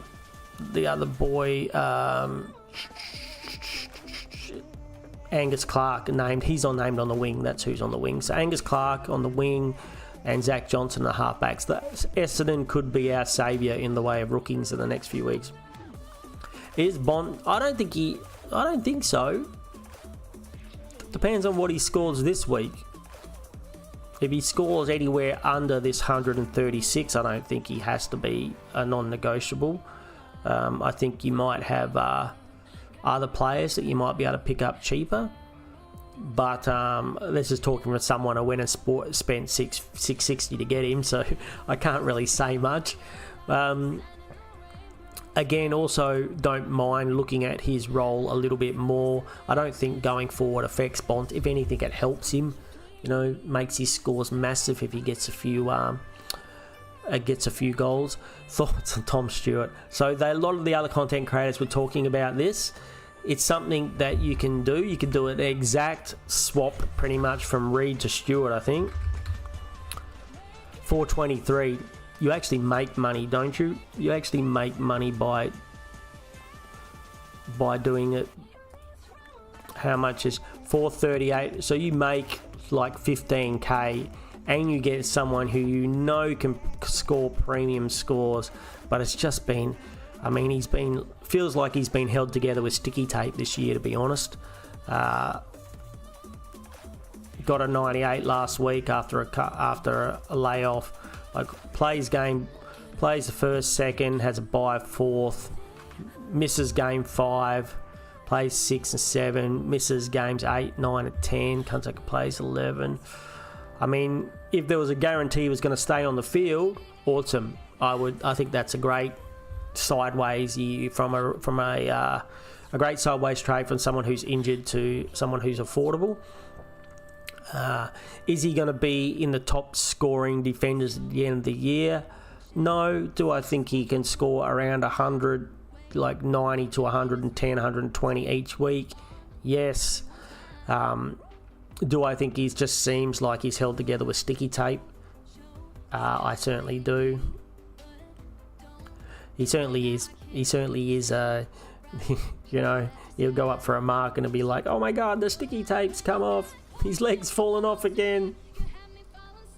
So yeah, it's a risky one. Again, for people with lots of trades, I'd say if you've got 20 plus trades, these type of moves are fine. If you've got 20 plus trades, these moves are absolutely fine because you can do a corrective trade. I'm not looking to chuck too many people in the back line.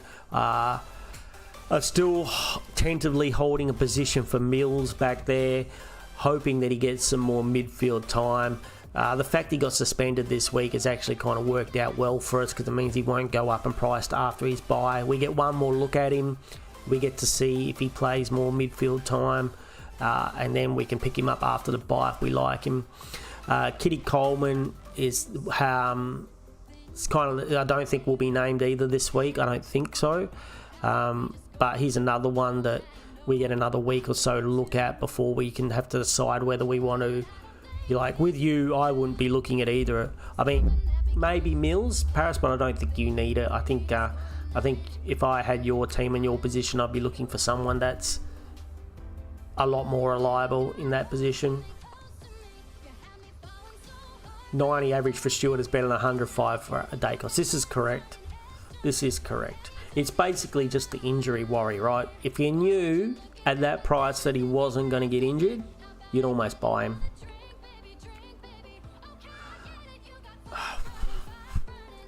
Let's give, this is, I mean, honestly, I don't know, but if I was to guesstimate, I put Stewart at 95, Nick Dacos at maybe slightly more than where he is now. He's at 107 now, maybe around there, 105 to 110. As long as he gets a few more tags. Average is 100, yeah, 105 to 110 I think is about right. If he gets a few more tags. If he wasn't tagged at all, he'd be 115, 120 for sure. But with the tags coming in, potentially 105. And Rao, I think, is probably also about 105 where he is at the moment. I think both the midfielders are 105, and I'll give the defender a little bit less at a 95. So realistically, Rao is a better buy. I think also Rao is less of a tag target. Like everyone, you can still go to Anderson, but in Collingwood, who else do you go to? If you're going to tag someone in Collingwood, you're tagging Nick Dacos. You're not tagging anybody else at Collingwood. There's just nobody there that really puts their hand up and says, you know, I'm going to destroy your team. Please tag me. With Rao, they got Anderson. Sometimes they've even tried a forward tag on Took Miller. So I think there's a chance that he, in the tagging weeks, he misses those tags.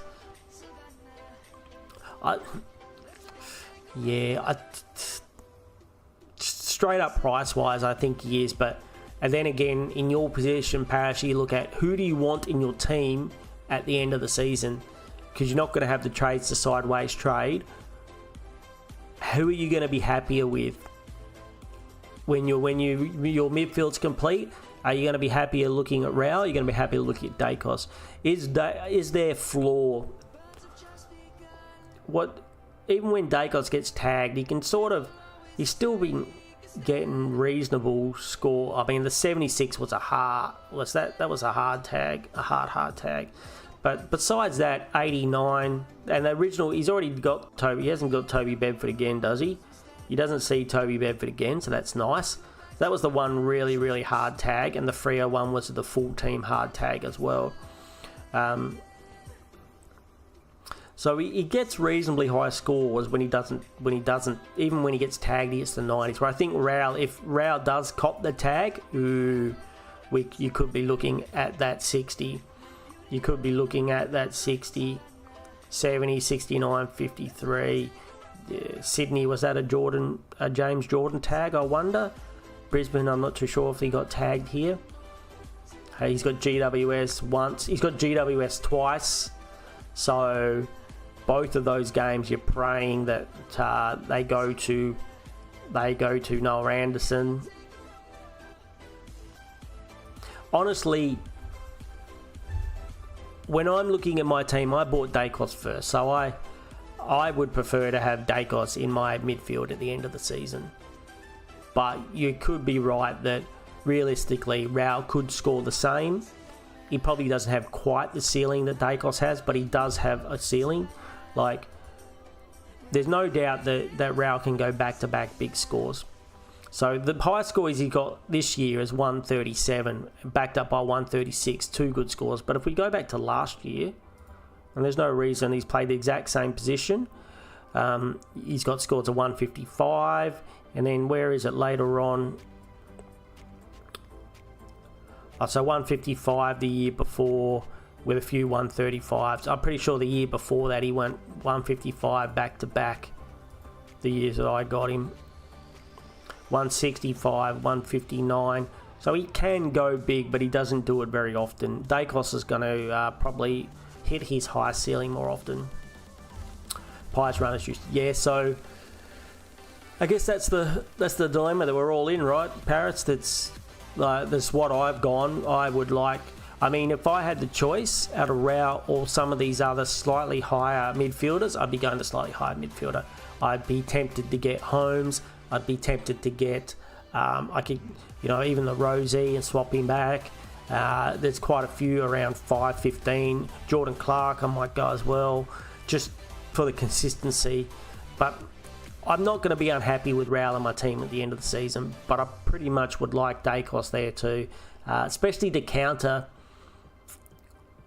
I mean, you are a little bit of a different situation than most. A pod for you can either really help or really hurt you.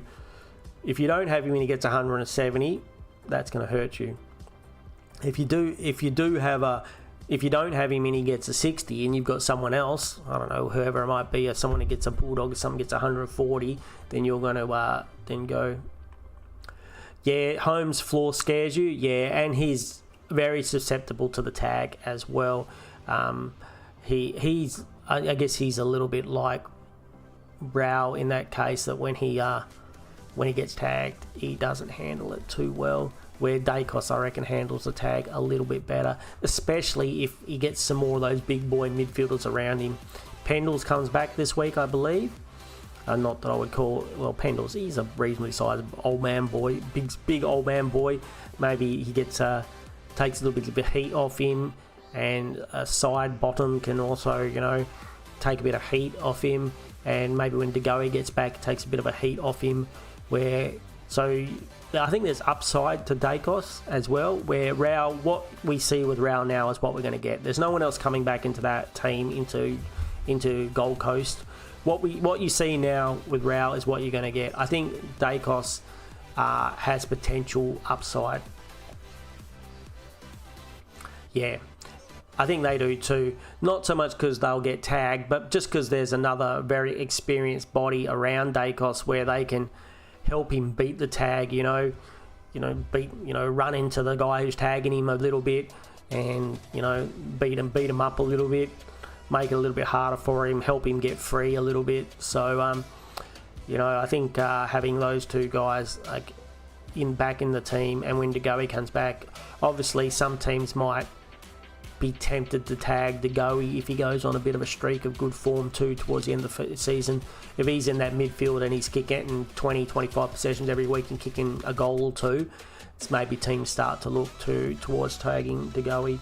But I still think, when you look at the side, you're like, who are we going to tag? We're tagging Dacos. When you look at Gold Coast, you're like, who do we tag? Do we tag Miller? Do we tag Rao? Do we tag Anderson? It's like, much for muchness. Same as like Fremantle. It's like, do they tag Brace or do they tag Sarong? They've got other choices. I just think Collingwood, there is no other choice but Dacos, but I still think I prefer him. VC, let's have a look.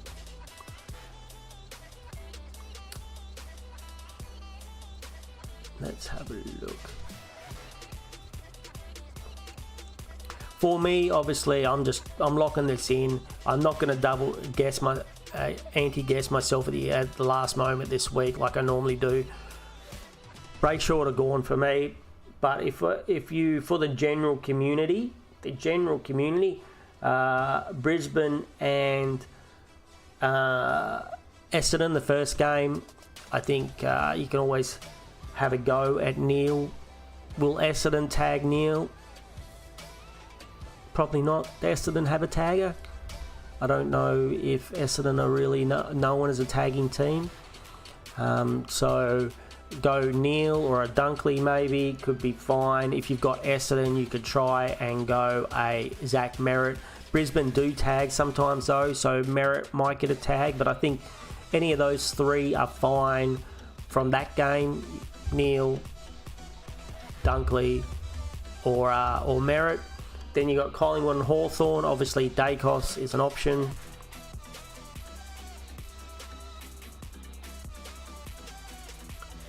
A Me Too movement tonight after what gets done to the Bombers. You reckon you're going to get rolled tonight, Paris? You reckon they're going to... I mean, you really shouldn't win with all your injuries and stuff that you've got. So if you did win, it'd be like a miracle. But miracles happen in footy. Eagles beat St Kilda 2 weeks ago. That was a miracle. I mean, St Kilda ain't no Brisbane, though. I'd assume, Brisbane are going to put the sword to you at home. And with the injury list you've got. So maybe Merritt isn't the best pick for that, because they might just clamp down on 100 goals. That'd be nice, 100 goals, like 100 points to 40 or 50 points or something. Brisbane will get the Lions share of the if it's a 9-goal win, they're going to get the Lions share of the midfield points. And now also with Jai Caldwell back, maybe he takes some points away from Merritt, where Merritt's pretty much been doing it all on his own for the last few weeks, hasn't he? Now he's got a little bit of help. Maybe he doesn't get those massive scores anymore, or maybe he does. I mean, I'm still looking at Merritt as a potential trade-in in a week or two's time when his break-even comes down. You'd be surprised if he comes over 20 touches. Yeah, have they got their... Is it Finn McGuinness that normally tags for them? Is Finn McGuinness in the team? Jared Berry can run with him. Berry also tags sometime, right? So if they really want someone to run with him, they could get Berry to run with him. Or they could even get someone like Dunkley, just one of the bigger boy midfielders, just to sit on him a little bit and to, maybe not try and get his own ball as much as the potentially to go and bump him and just give him, hassle him a lot. Not that good against quality teams, and Brisbane definitely are quality. They're definitely quality. I think Zorko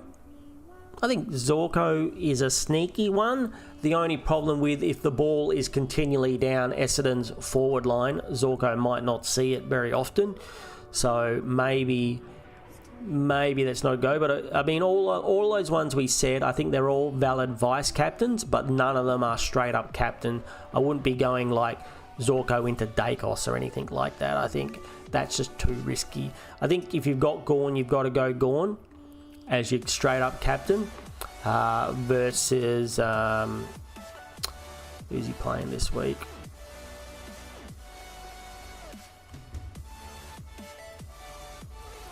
Gawn plays St Kilda, plays Marshall. I expect he gets a good score against Marshall.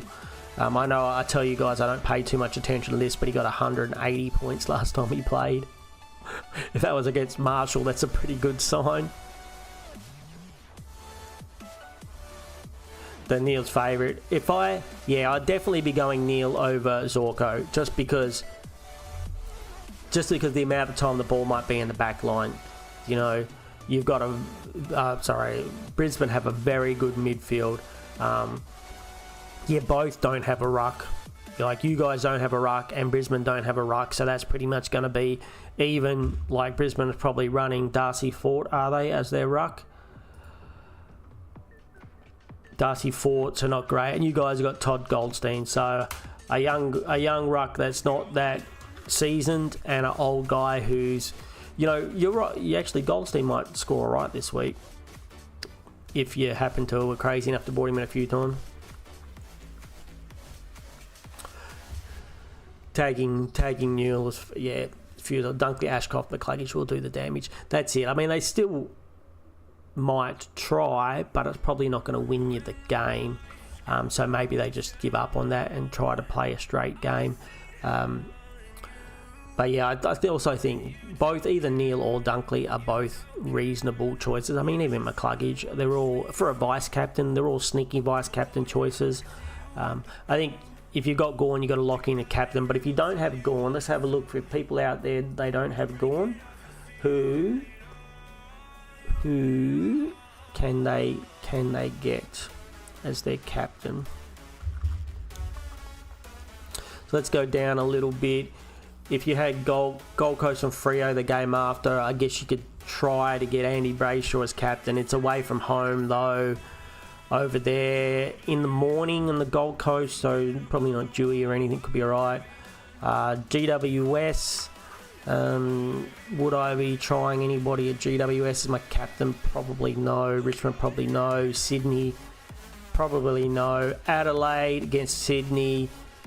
At Sydney, at the SCG, I don't think I'd risk the Jordan. That's risky. Melbourne, probably not. St Kilda, maybe you could. St Kilda versus Melbourne, maybe you could go Sinclair if you didn't have Gawn. And Geelong versus West Coast, well, I'd be saying Brodie Smith, except for that whole worry about him saying that he wasn't going to play last week except it was the Bulldogs. So yeah, if you don't want a Gawn, man, I'm thinking if I didn't have Gawn, I'd probably try either someone into a Brayshaw or someone into like a Sinclair, maybe a Whitfield against Richmond. Again, that's probably a bit risky with his role change and the fact I never like when there's a slaughter. You know, if GWS is going to slaughter Richmond, which you expect they probably will, the ball doesn't spend much time in the back line, which makes it harder for these guys. They're going to have to, a lot more of that running around and kick to kick. It's unlike the Eagles and Marich where the ball's flying through the point post every 5 seconds and he gets to take 10 kick-outs. If there's only 2 or 3 points scored in a game, because Brisbane are smashing it or GWS are smashing it, it makes it harder for those guys to get those big scores.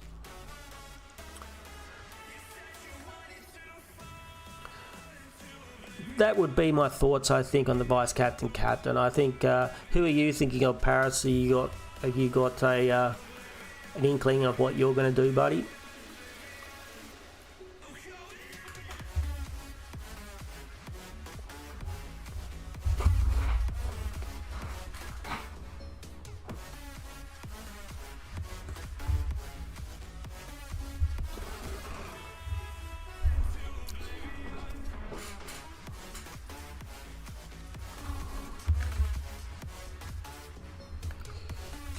Why can't we ever bloody see it regular?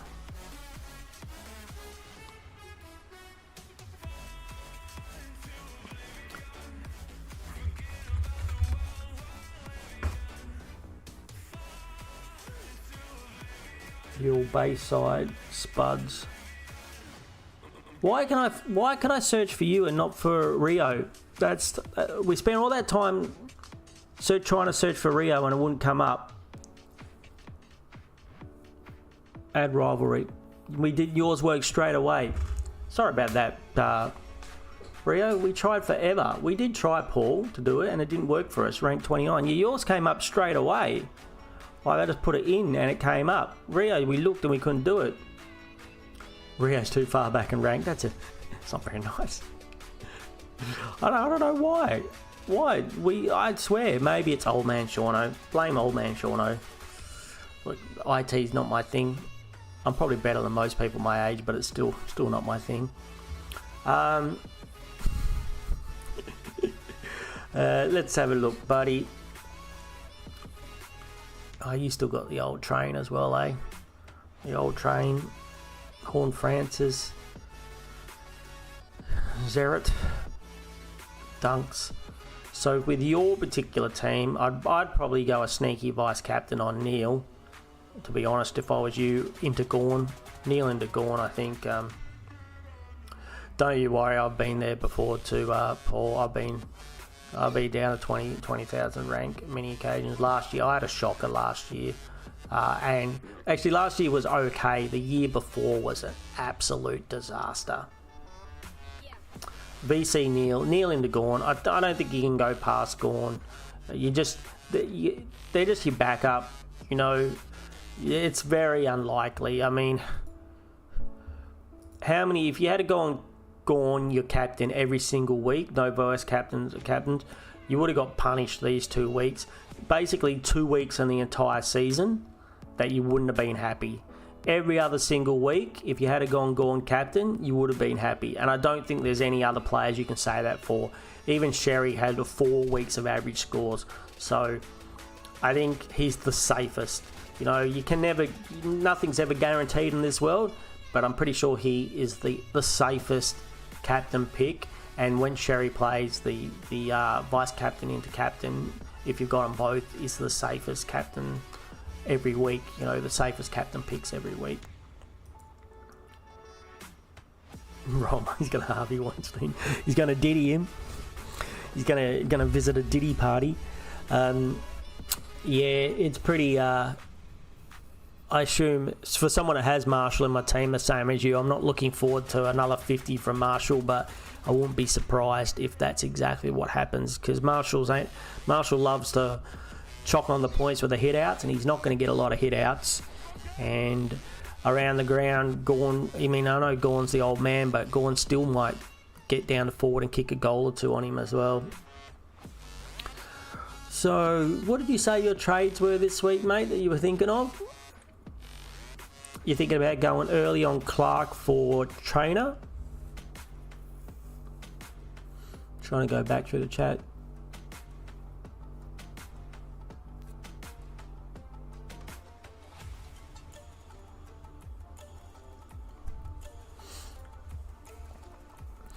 Did you enjoy the Skodfather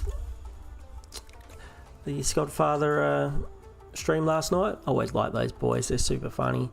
Love the other stream. There's so many good streamers and so many good other content creators out there at the moment.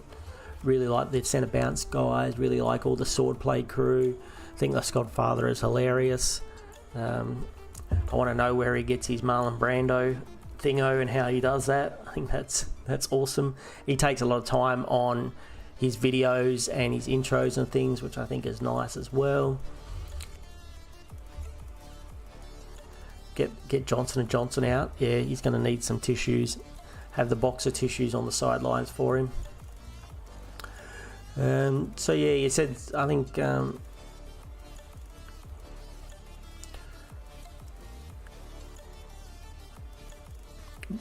kind of glad I missed Bolton, but I think Bolton will come back this week. Reed to Dacos. So you're swinging Reed to Dacos, Trainer to Clark or Gray, and Cleary to Toby.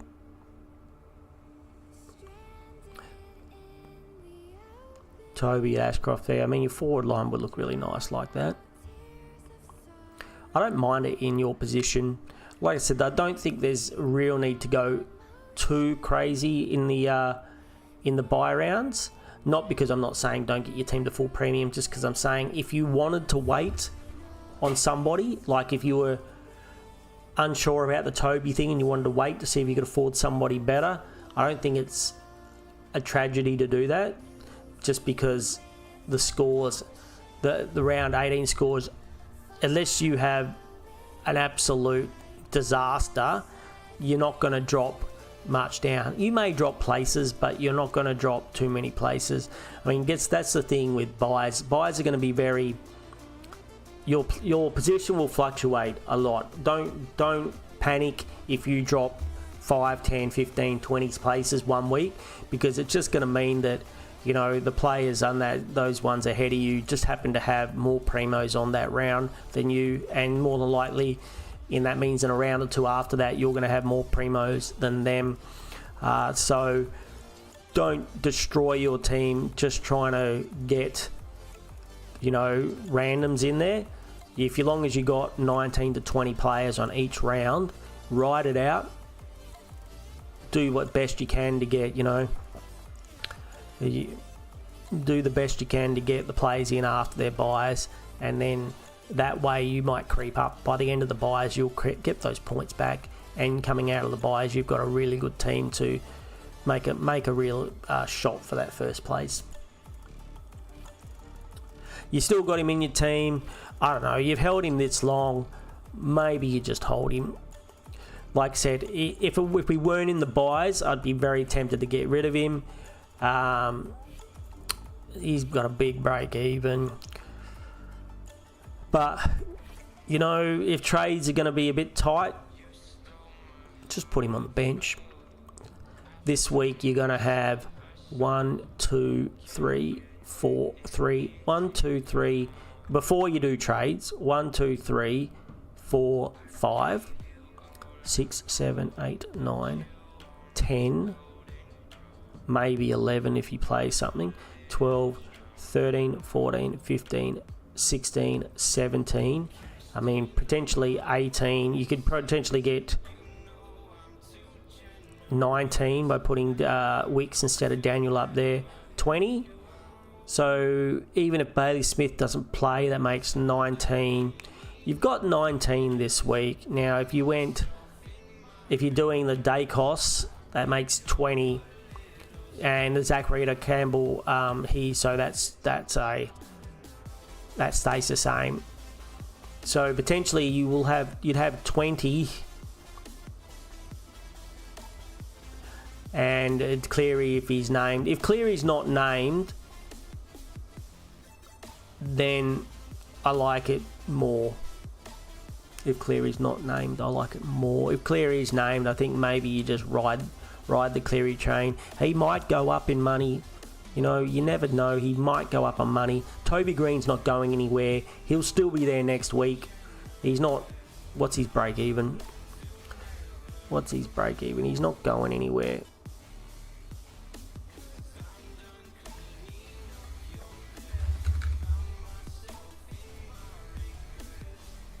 $21. Okay, well, he's going up. He's going up. Yeah, that's a pretty low break even, right? 21. Yeah, so he'll be closer to 400k if he gets a 70. If he did smash out a 120 or something, he'll be about 420 or something. And I don't know if you want to pay... I can understand paying 370 for Toby Green. I don't know if I'd be wanted to pay 420 for him. Yeah. So I can understand that. I think it's reasonable. As long as it doesn't affect your buys too much further down. Is it my team or your team? That's my team. Round 14 buys.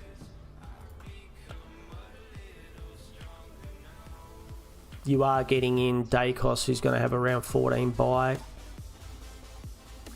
You don't have any Gold Coast players though. You don't have any other Richmond players, so that looks fairly good. A 2-week punt. I mean, he's going to make you money. I like the fact that that's the way he's going to make you money. Do I have enough money to do any crazy fucking moves like this?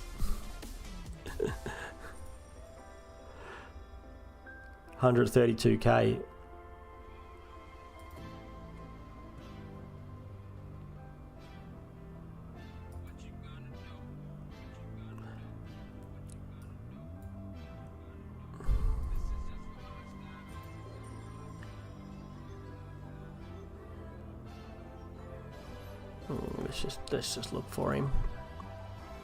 Let's just look for him.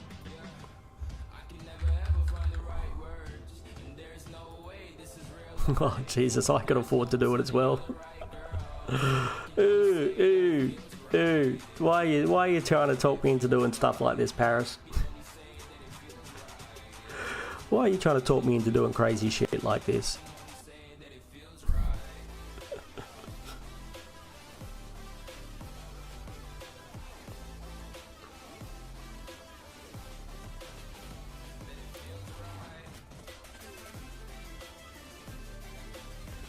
How many have I got out on that bite? Which one is the GWS buy? Oh, round 16. Round 16. I'm not too bad on round 16, to be honest. We've got Zorko and Whitfield out. These two might not be there. And Smith, just the 3. What are you doing to me, Paris? What are you doing to me? I'm tempted now. I have to admit, I am tempted. Cleary to Green. I mean, obviously, Green is that. But then that screws me. You're a bad influence. You are a bad influence. You are a bad influence. The question is for me, though, no Jai Caldwell next week. Would I prefer to do that this week and bank some cash for next week?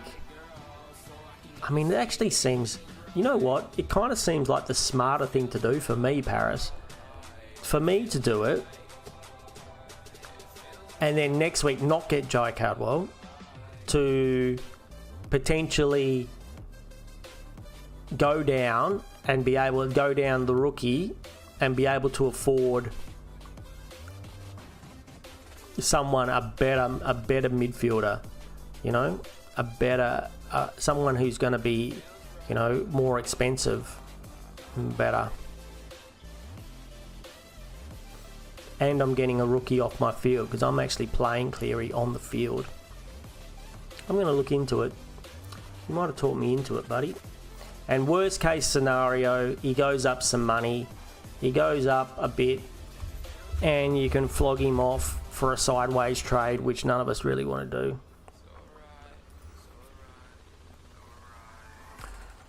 Could potentially go up.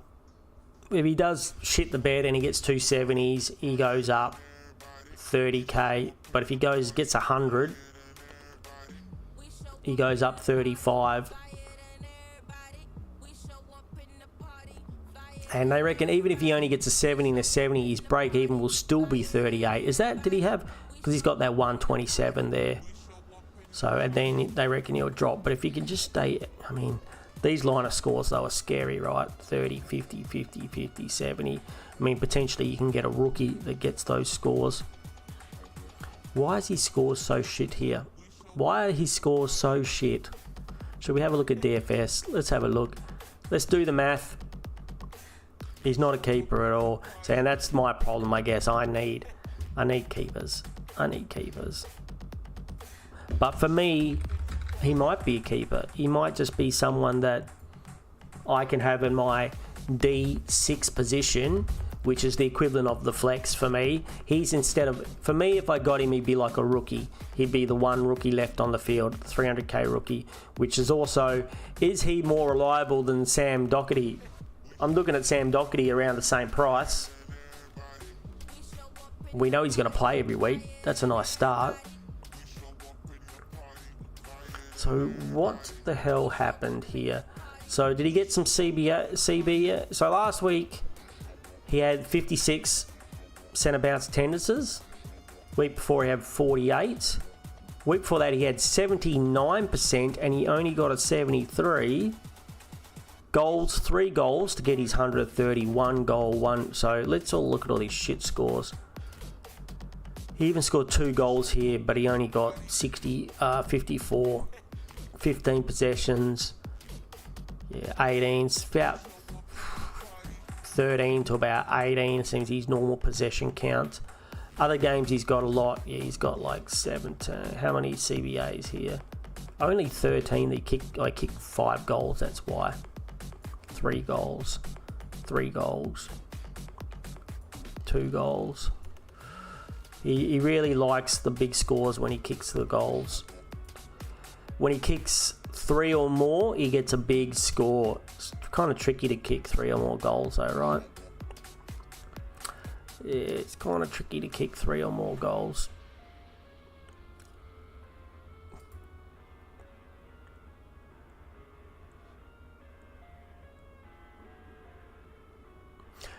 He gets 120 plus 40k. Yeah, I know, you're very convincing. You're very convincing. But then, I'm not so worried about that. What if he just comes out and does a big turd and gets 70? And he goes up 20k and I got a 70 in my team.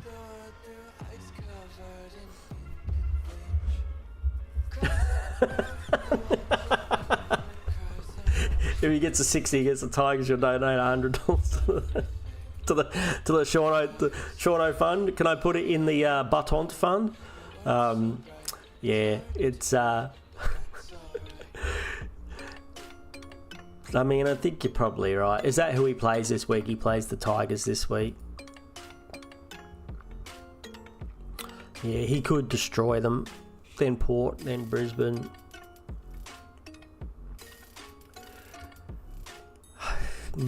I think he's a sneaky option. I'm just wondering.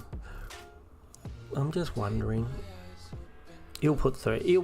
He'll put a couple. Give him 2. Give him 2 minimum. Will he get suspended? Will he keep that up for a few weeks? Do I really want someone who I'm paying that amount for that can drop a 50 or a 30? Well, I guess It is tempting. That means though next week no Jai. No Jai next week. Next week all I'd be able to do is I could go down. How much money does it leave me?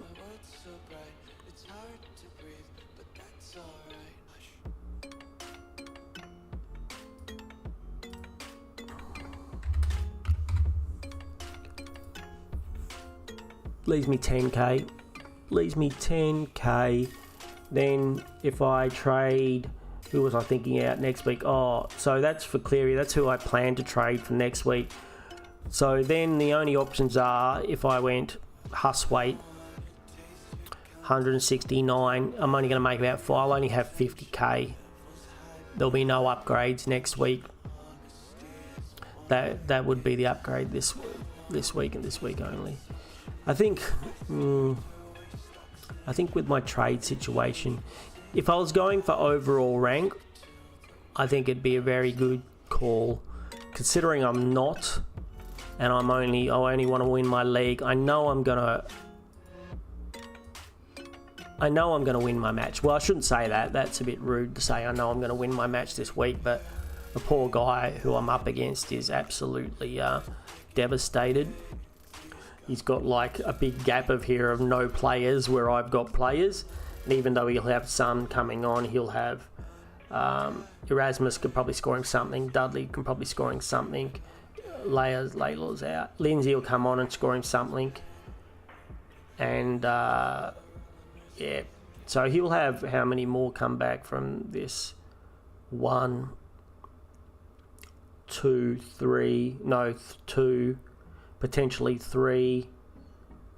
So he's probably going to have 3 more there. 1, 2, 3. So he's still going to be a couple players short of what I've got of the 18. No matter what he does, I don't think he was going to struggle to get to the 18. So I've got a guaranteed win this week. So I don't think it's... For me, it's more important that I hold that trade, I think.